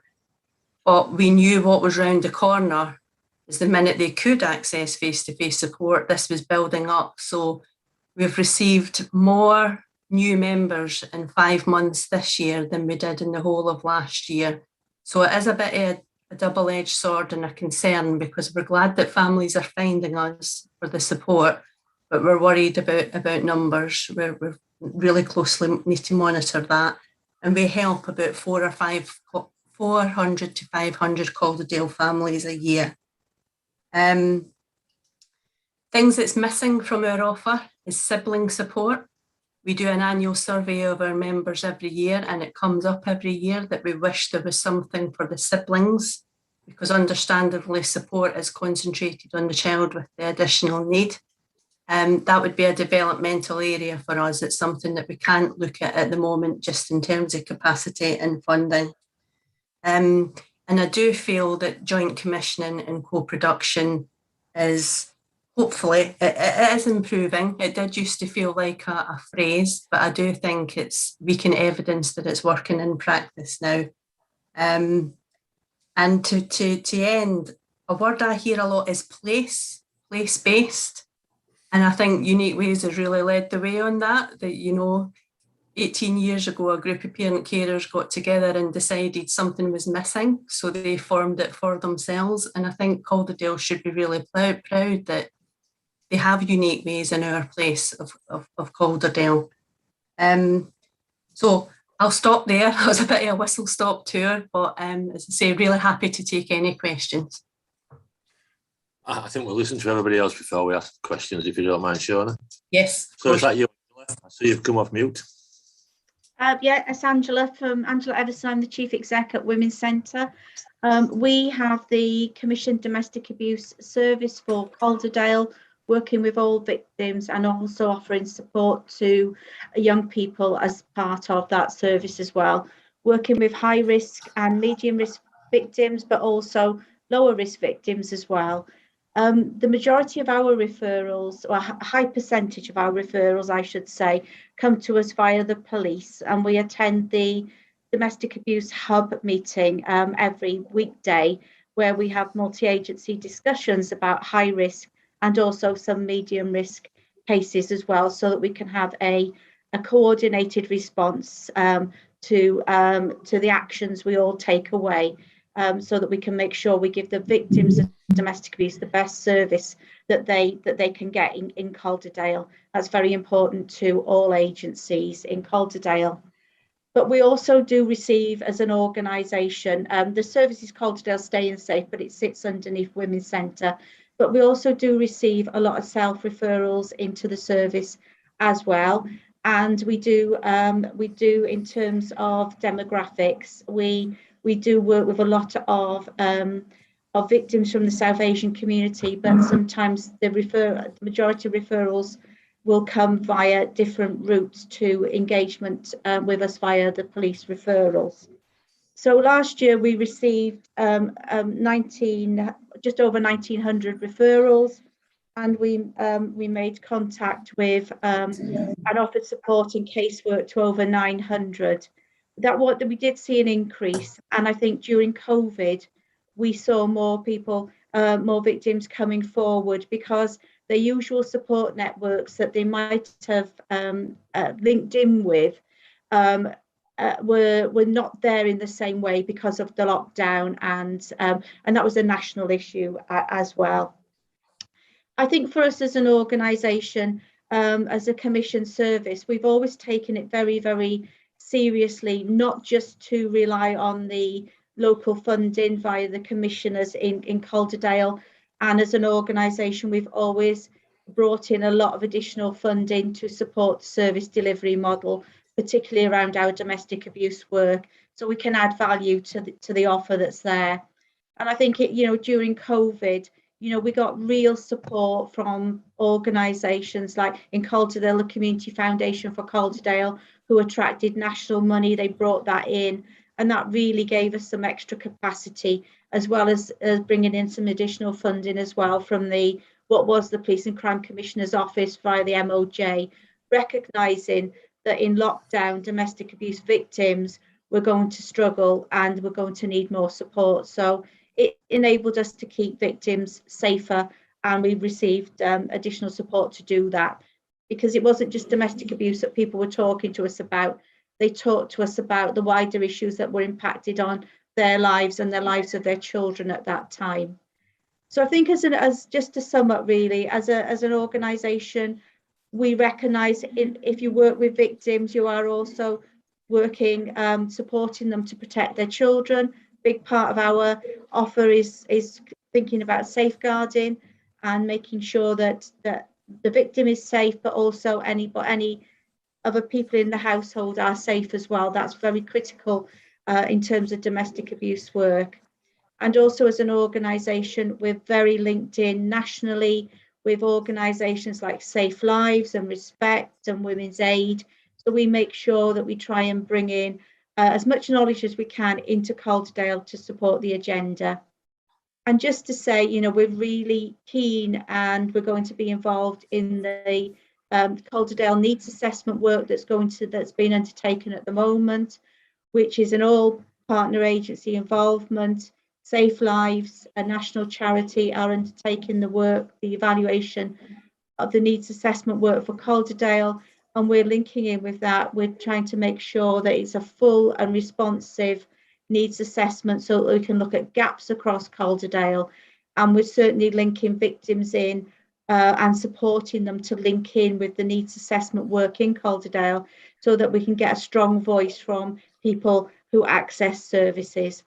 So I won't say any more. I hope that just gives you a little bit of a flavour of how we are linked in Calderdale. Thank you very much.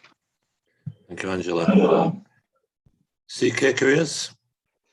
Hi, thanks very much for inviting us here. So C&K Careers, we deliver, or we're commissioned to deliver, the LA's statutory duties around careers, information, advice and guidance, notably around the participation, tracking and monitoring of Calderdale residents aged academic age 16 to 17.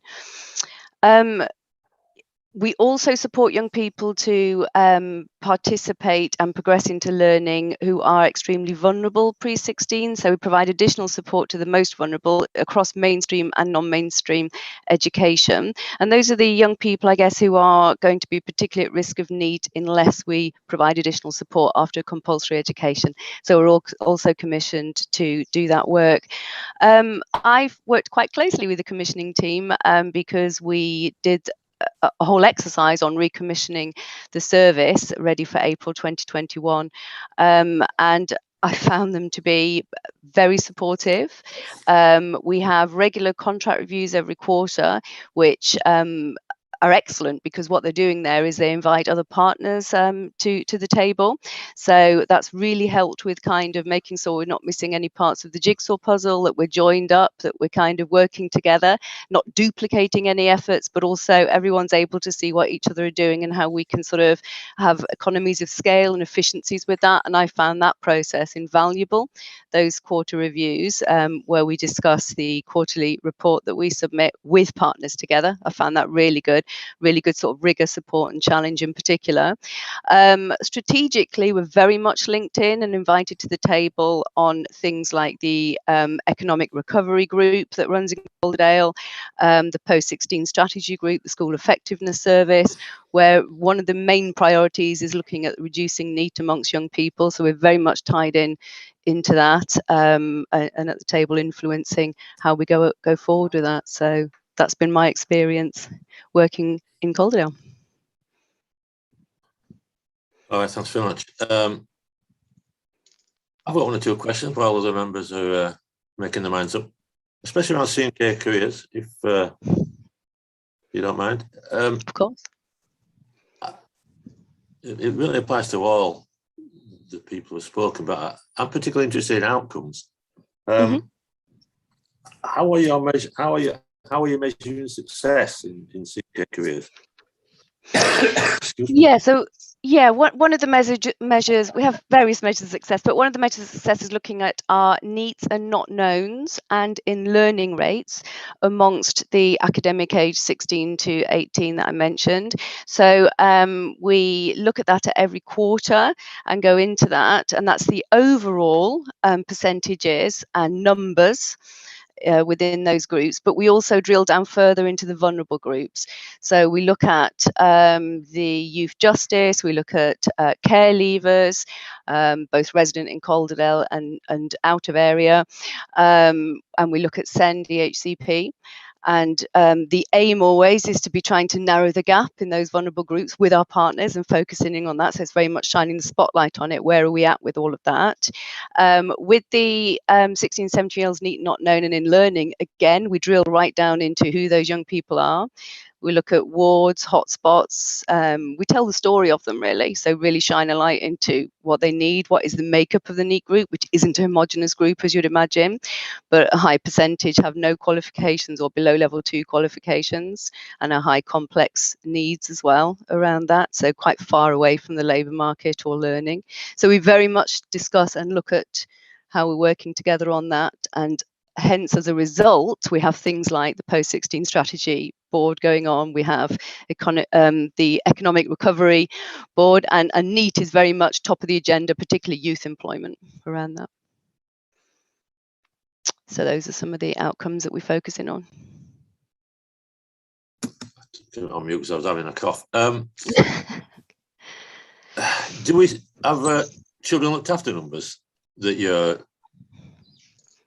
Do those numbers vary from the main group? Yes, they do. Let me just grab up a report. You don't need to answer that question. You don't have to give me the numbers now. You can send them to me later. But oh, if there is a difference, yes, what are we doing to change those numbers? Yeah, I mean, that is part of us, I guess, working together. So when we have our quarter reviews, for example, at the last one, the Pathways Team Virtual School were there as well. So that meant that we were able to examine this and look at what we're doing and work together and make up more linked with people. So on an operational level, that kind of thing's going on the ground, partnership working and people supporting each other with it. So we're working very closely with agencies, with young people like the Children Looked After. I guess more strategically, you're looking at, well, again, I suppose the real focus again is things like the Education Recovery Plan and the School Effectiveness Service and the Post-16 strategy. So, these things are sort of really focusing on that, and they have a range of stakeholders at them. So that would be people like Employment Hub, Post-16 providers like Calderdale College, ourselves, of course, Post-18 development officers, a range of partners at those sort of groups as well. So we've also got, if it's of interest, we've also got as well some regional work going on looking at that. So we were commissioned by the West Yorkshire Directors of Children's Services to look at some consultation around the extent to which the pandemic has impacted upon participation, progression and the performance of young people. And we've focused very much as well on the role of CEIAG in that, in preventing young people from becoming NEET. So there's quite a lot of work going on both locally, on the ground, strategically and regionally at the moment as well. I never go outside Calderdale, Louise, so I'm not really interested about what happens. Okay, sorry. I see from Councillor Monteith that this is obviously interested in some data that we may be able to get. We'll probably go outside this meeting, I think. Danielle, Councillor Derrens. Yeah, a couple of questions. And again, I'm really sorry, you might not have the data at the moment, Louise, but okay. Councillor Monteith has asked for, I think, the numbers who are NEET, who have a EHC. I was just wondering if we could be given numbers who are either on the SEND register and at risk of becoming NEET and potentially have looked into an EHC or not been successful in an assessment, and just do you have them sort of figures? I will have some of the figures, but perhaps not all, but I could probably work with Calderdale to gather that together. Yeah, thank you. Yeah. Yeah, I was just wondering, because often an EHC, what I was wondering is if with that extra support that risk would be reduced. That's the kind of reason I was asking for that. Does that make sense? Yes. Sorry. Yes, of course. No, Thank absolutely. you. Yeah, of course. Yeah. And then, I mean, if it helps, what I could tell you as at the last quarter, so at the end of June, we had the general cohort of the year 12 and 13 cohort, so that's your 16 to 18-year-olds, academic age resident in Calderdale, 3.7% were NEET. That equates to 183 young people. That was at that point. Okay. Out of those, there were 4.9% of young people with an EHCP who weren't in education or training. Okay, so that's 9 young people out of a total of 184 with EHCPs. And do you know the specific number of SEND, not necessarily EHCs then? Not directly. I'd need to look into that for you, dig a bit deeper for that one. And do you also know the numbers of the risk of becoming NEET that are not necessarily NEET yet, but maybe that we've got some? Yeah, because we work in the schools in Calderdale as well. We work from around about year 8 upwards actually, and then we really focus in on targeting year 10s who we identify as at risk of NEET. So and we commission with the schools to do that as well. And then on top of that, the LA supports us to work with the extremely vulnerable young people. So that would be young people with EHCPs. It could be very disrupted education, so below 70% attendance.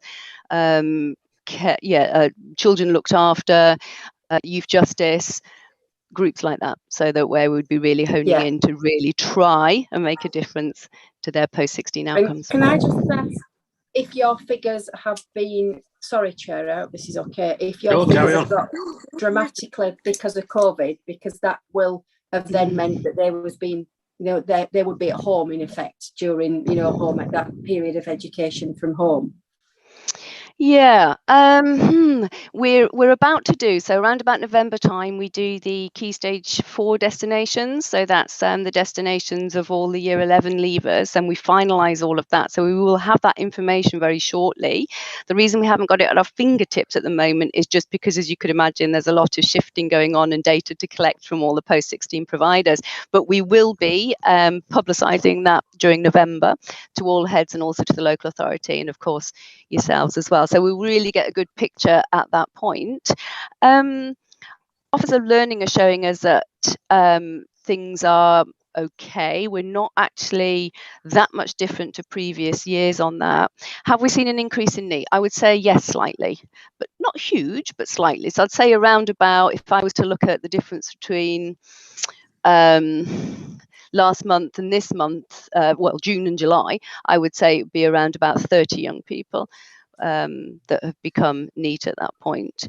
So, but the data at the moment is in quite a lot of flux just due to how we report with the DFE and the change of the school leaver cohort groups. I would probably say that what we find is that as I said earlier, with the NEET not being a homogenous group, and with some of them having quite complex needs and quite low level qualifications, I'd probably say they've become more entrenched, further disengaged, perhaps. That's maybe the trend or pattern that we're seeing. And I think that probably would emulate what other agencies and partner agencies are probably saying as well. So they're becoming further disadvantaged, if you like, further and further away from us if we're not careful. Thank you, that's really helpful. And just one more, if that's okay, Chair. Go for it, Danielle. Shona, and I will have to declare I am a member of Unit Ways, so as a parent member. But Shona, that you said that there's 1,400 members, and again, it's going to be a bit of a spider web of a question, so I'm sorry. You said that between 400 and 500 families are accessing you, so not the other way around. So I was just going to ask how the rest of the members are are they kind of not needing the service, or are they not being reached in the right way? No, I understand your question. Good question. What we find is our families dip in and out of our service, Danielle.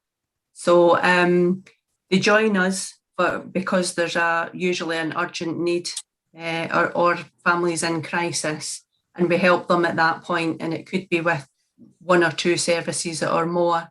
And then what happens is we find if things are okay for the family, if things have settled down, we don't hear from them, and then they pop up again. So we've definitely got peaks and troughs, transitions going from primary to secondary school. So we have a cohort of the core membership, and as I say, that's about 1,400 members at the moment, but actively working between 400 and 500 because they dip in and out. And when you say active, is that including the coffee mornings and? Yes. Right, that's great.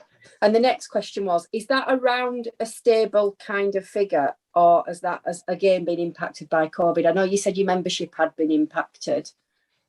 We're back now to pre-COVID. That 40 new members a month is where we were before COVID. But yeah, as I said, because people knew our service was predominantly face-to-face, membership really dropped last year, but it's back up again. And we're now offering a hybrid model for most of our services now. So it's been like a key learning for us to adapt quickly. But most of the services are virtual or face-to-face, and we respond, like the form filling, members do tend to want to sit down face-to-face for help with forms. We don't find that works very well virtually at all, but sleep does and education has. That was my next question, if you're going to continue to offer, because obviously I think somebody said earlier, Diana, in regards to the adoption, that if you've got caring needs, it's not always ideal, is it? So that was great that you answered that. Thank you. Thank you. Thank you. That's it, Chair. Helen, Councillor River. Thank you, Chair. Just going to go back to a question on the career service and that schools contracting for the service. Could we ask, since April, have all the schools contracted for the careers service? Yes, they have. Yeah. Right. And I think probably the other question I've asked, I mean, quite understandably, there's an awful lot of focus on the NEET and the most vulnerable, but making appropriate choices, opportunities for placements and so on is hugely important for all young people. And I can entirely understand why it might be entirely focused or predominantly focused on the most vulnerable. But I'd just like to say that everybody has needs to have the opportunity to make the best choice that they can. All schools buying into that. And is that service, are they able to provide that service across the board? Yes, I would say so. So we are commissioned separately by the Calderdale secondary heads as a group collaboratively to provide the careers information advice and guidance service in all the secondary mainstream schools in Calderdale. And it dovetails very much with the service that we're commissioned with by the local authority. So we all work quite closely together, and it complements each other because it runs all the way through from year 8 up to 18 and academic age 25 for SEND. So it very much complements each other. So even though it's separate commissioning, it's kind of joined up in a way as well. And do people have the opportunity to get work placements? Yeah, I mean, obviously COVID. Yes, we do. So work experience. Work experience placements. Absolutely. For young people. We have designed a virtual offer called World of Work, and so that's rolled out for to all schools as well. So they're using that.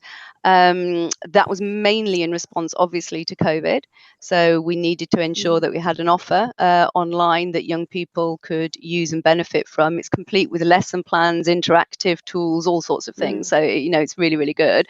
And then on top of that, we used to have, absolutely, pre-COVID, a kind of offer whereby a lot of usually year 10s, year 11s would go out for 1 or 2 weeks work experience that the schools paid for. Then obviously when COVID hit, it became very, very awkward. And even now it's quite hard to kind of gain that ground back in the same way. What we're doing in terms of actual face-to-face placements is we're offering it, or we're trying to do placements with young people who are more at need of that. So for example, they may not have part-time jobs, they may have no experience of the workplace at all, social mobility kicks in, things like that. So really trying to kind of make sure that those young people are experiencing the world of work. So we sort of really target that group. It's something that we call the nexus provision. All right, thank you. I just have a question really for Angela and Shona, I think. If we're talking about increased demand because of the pandemic, how are we worried about our funding situations? Are we going to have enough money to cope? Perhaps I could answer that. I think for us, during COVID, we would have really struggled had we not been able to bring in extra resources. It was a big issue, and I think since COVID, at a national level, the Ministry of Justice, they put money forward for additional domestic abuse services nationally that came through the Office of the Police and Crime Commissioner and now the West Yorkshire Mayoral Office, and some of that funding has continued since the start of the last financial year. So that's added some additional capacity to the contract, and that's made a big difference. I also think at a West Yorkshire level as well, that the West Yorkshire Mayor is putting violence against women and girls. Obviously domestic abuse is wider than that, but she's putting that at the heart of her police and crime plan. So I think alongside that, I think potentially at a West Yorkshire level, there's an opportunity to bring some additional funding into Calderdale to add to the contract. And I also think as well, with the domestic abuse needs assessment work that's been undertaken, and extra money has come in to all local authority areas across the country. to support that work, there's an opportunity to look at gaps and add capacity to some of the existing services. So I think it's a bit like we were saying earlier on, whilst there'll never be enough funding, but there's certainly more has come through with the domestic abuse bill at a national level, and also with additional COVID funding that's been coming through as well. And I think some of that will continue in the longer term. And there's also national money out there now to develop work with perpetrators as well, which we've never been able to develop that work in Calderdale.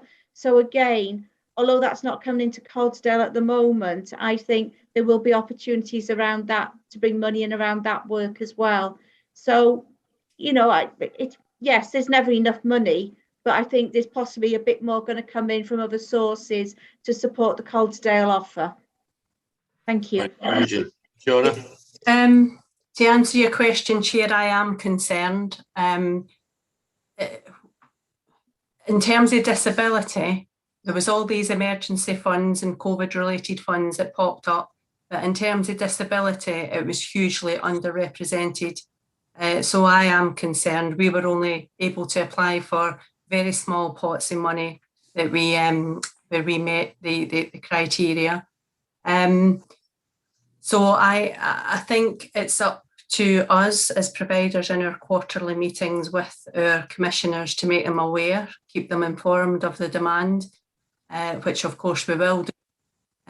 But for our contract, I do have concerns about payment by results models, because if you can't put on a training course, then you can't draw down the funding, but you've still got other areas of your service that is seeing demand.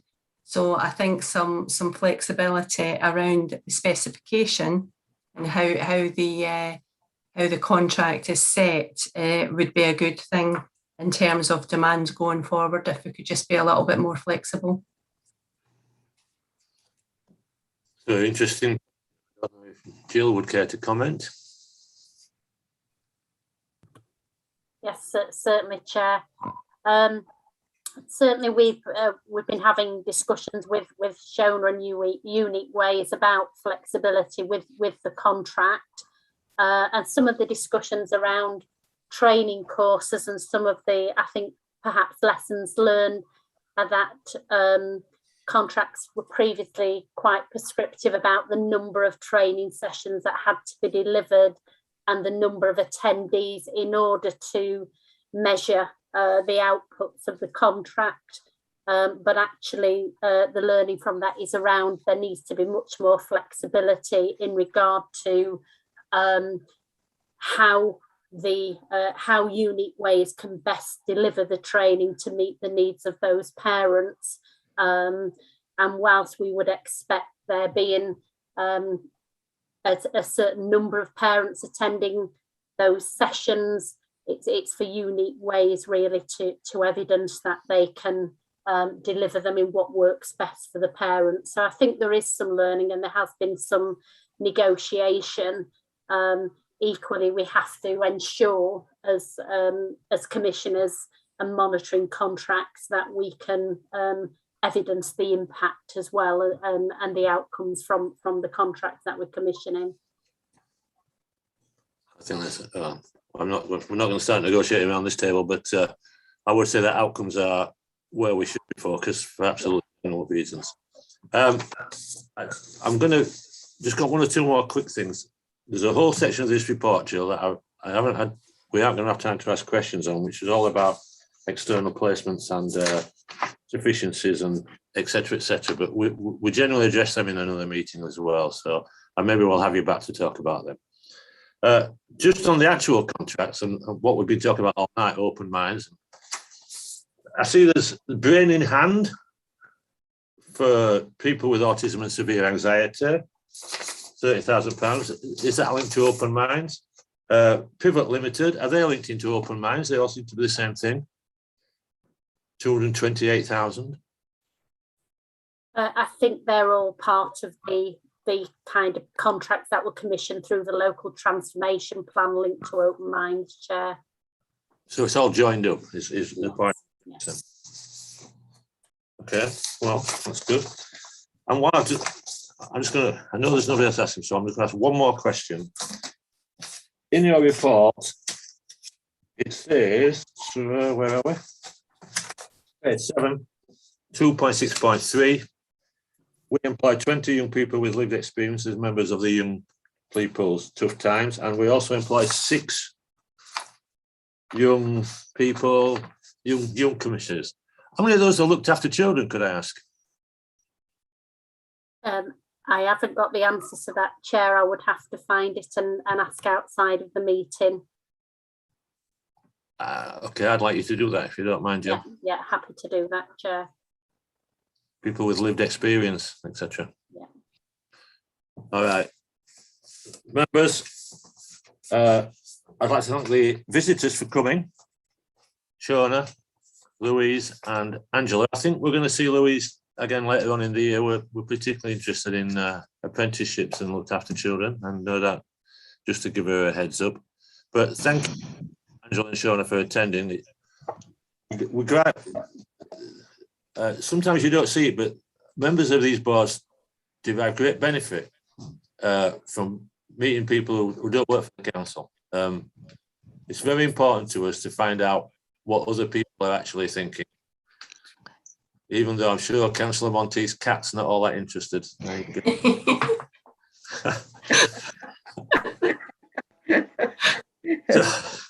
So thank you. You can go and get your dinner now. I know I'm starving at the moment. Thank you for inviting us. Thanks for the invite. Thank you for attending. Thank you very much. Thank you. Bye. Bye-bye. Because I know I've made it run over again tonight, but we aren't finished yet. But we've got the highlight of the evening now. It's going to be Ben Lehman, an item I asked for quite late notice, and Ben's made an effort to do it. I think we all like a quick thing about what's going on in schools. We've all seen the report, or read the report. I'm particularly interested in where we are with vaccinations and permissions and how the schools are handling that. So Ben, you don't need any tutoring from me. Off you go. Thank you, Chair. Thanks for waiting, Ben. That's a pleasure as always. I'm quite happy to do a very brief update and take questions if that's okay with you, because you've seen the report. I think you get the picture that COVID is a problem for us at the moment in Calderdale, and particularly a problem in school-age population. Even since I wrote the report where I said the rate was just over 2,000 per 100,000 2 days ago, it's now at 2,500 per 100,000. So that means 1 in 40 children of secondary school age have had COVID in the last week in Calderdale. So it gives you a scale of the challenge. 1 in 40 children of secondary age have had COVID in the last week in Calderdale. And that gives you an idea of the scale of the challenge for the sector at the moment.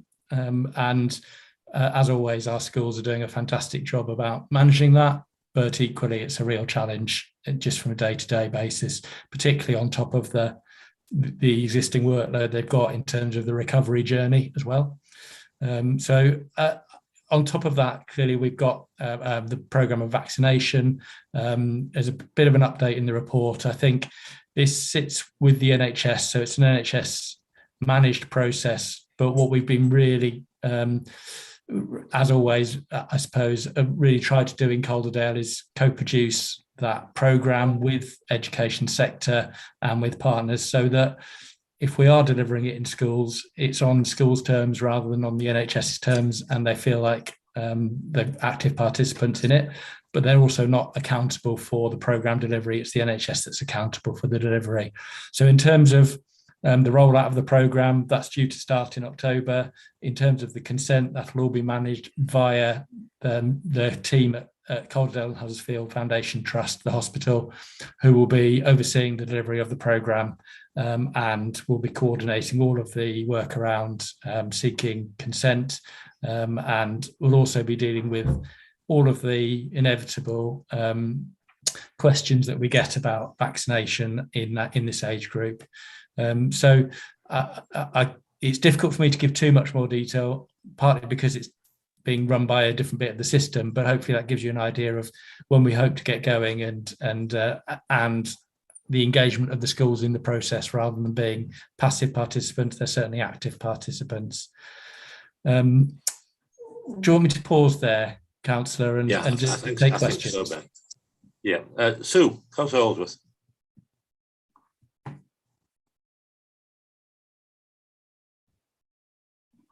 I'm sorry, Chair, I didn't have a question. Oh. I must have raised something without realising it. All right, I don't speak Zoom either. So I'll go back to Ben to vaccinations. We're not starting until the middle of October, as I understand it. Is that right? I think we want to start as soon as we can, but inevitably there's a lead in time for these things. And so, yeah, I think middle of October is a reasonable date to say that we can expect to be doing vaccinations in this age group. If we can start a bit quicker, we will do. But as you can imagine, it's reasonably complex in terms of coordinating that consent and doing so in a timely way, because you need the consent almost right before you give the vaccination in case things change in the meantime, really. So it takes a lot of coordination. But yeah, middle of October, I think, is a good estimate of where we're at with it at the moment. Yeah. Maybe you can't answer this. What advice are we giving? I won't say what advice. Are we giving advice to schools as to issues around consent? Or have they got national policy? Have we got a local policy? Can we have either of what's going on? It's all driven by national policy, and it'll be driven by a uniform approach across the country. So we wouldn't expect schools to get dragged into issues around consent. It would be the delivery of the programme that would manage the consent. And inevitably schools will get questions. So what we've set up is a way of them managing those by passing them on to other people who can answer them, rather than them feeling accountable for the delivery of the programme in any way. It's very much the service provider who are accountable for it and will take those queries. All right. I was interested in what Chris Whitty said last week, that every child is going to get COVID.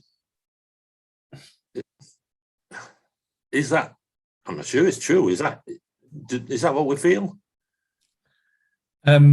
I've given you the figures for how many have had it in the last week. It probably gives you a picture 40. that 1 in 40 of secondary age. Yeah.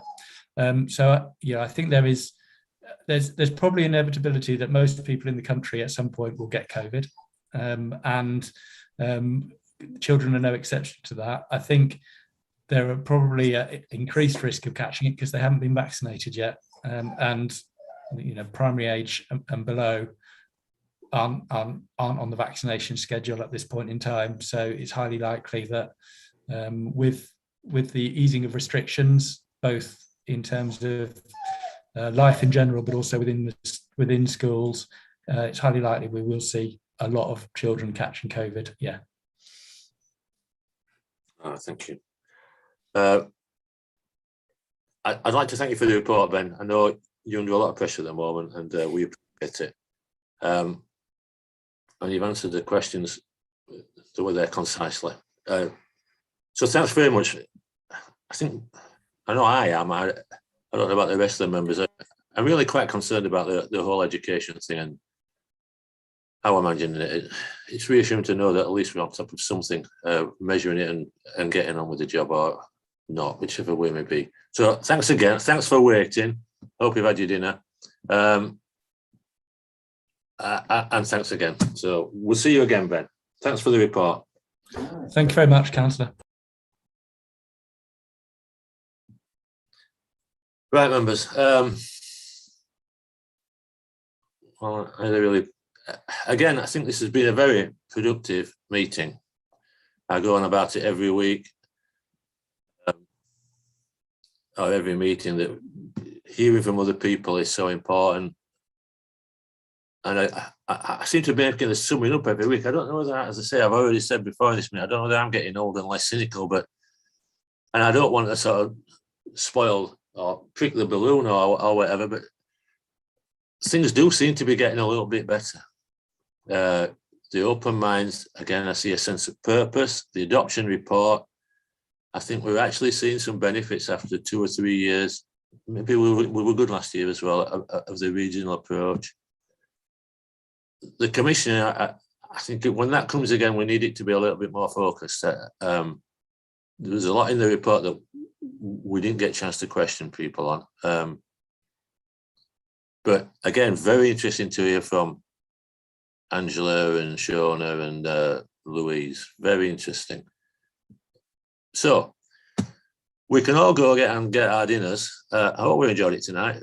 Not necessarily, we shouldn't necessarily enjoy it, but and Julie, you haven't said a single word all night, so you had a proper night off. You could have got yourself drunk. It's been really nice just to sit and listen to it and to hear your comments, to be honest, Councillor Raystrick, to hear, you know, the positive, you know, way that people have been accepted, and just to hear from the partners, because I don't hear from the partners all the time, but to hear them say how well they've been supported, particularly during COVID. It's been a pleasure for me to sit here and listen to it. It's been a really good evening. I agree with you. Well, I don't want to make any more cat jokes, but it used to be like lion taming chairing. It used to be like lion taming chairing this meeting, and that's all like what Councillor Monteith's doing. All right, members. Thank you, members. Thanks, Councillor Raystrick. Have a good evening, everyone.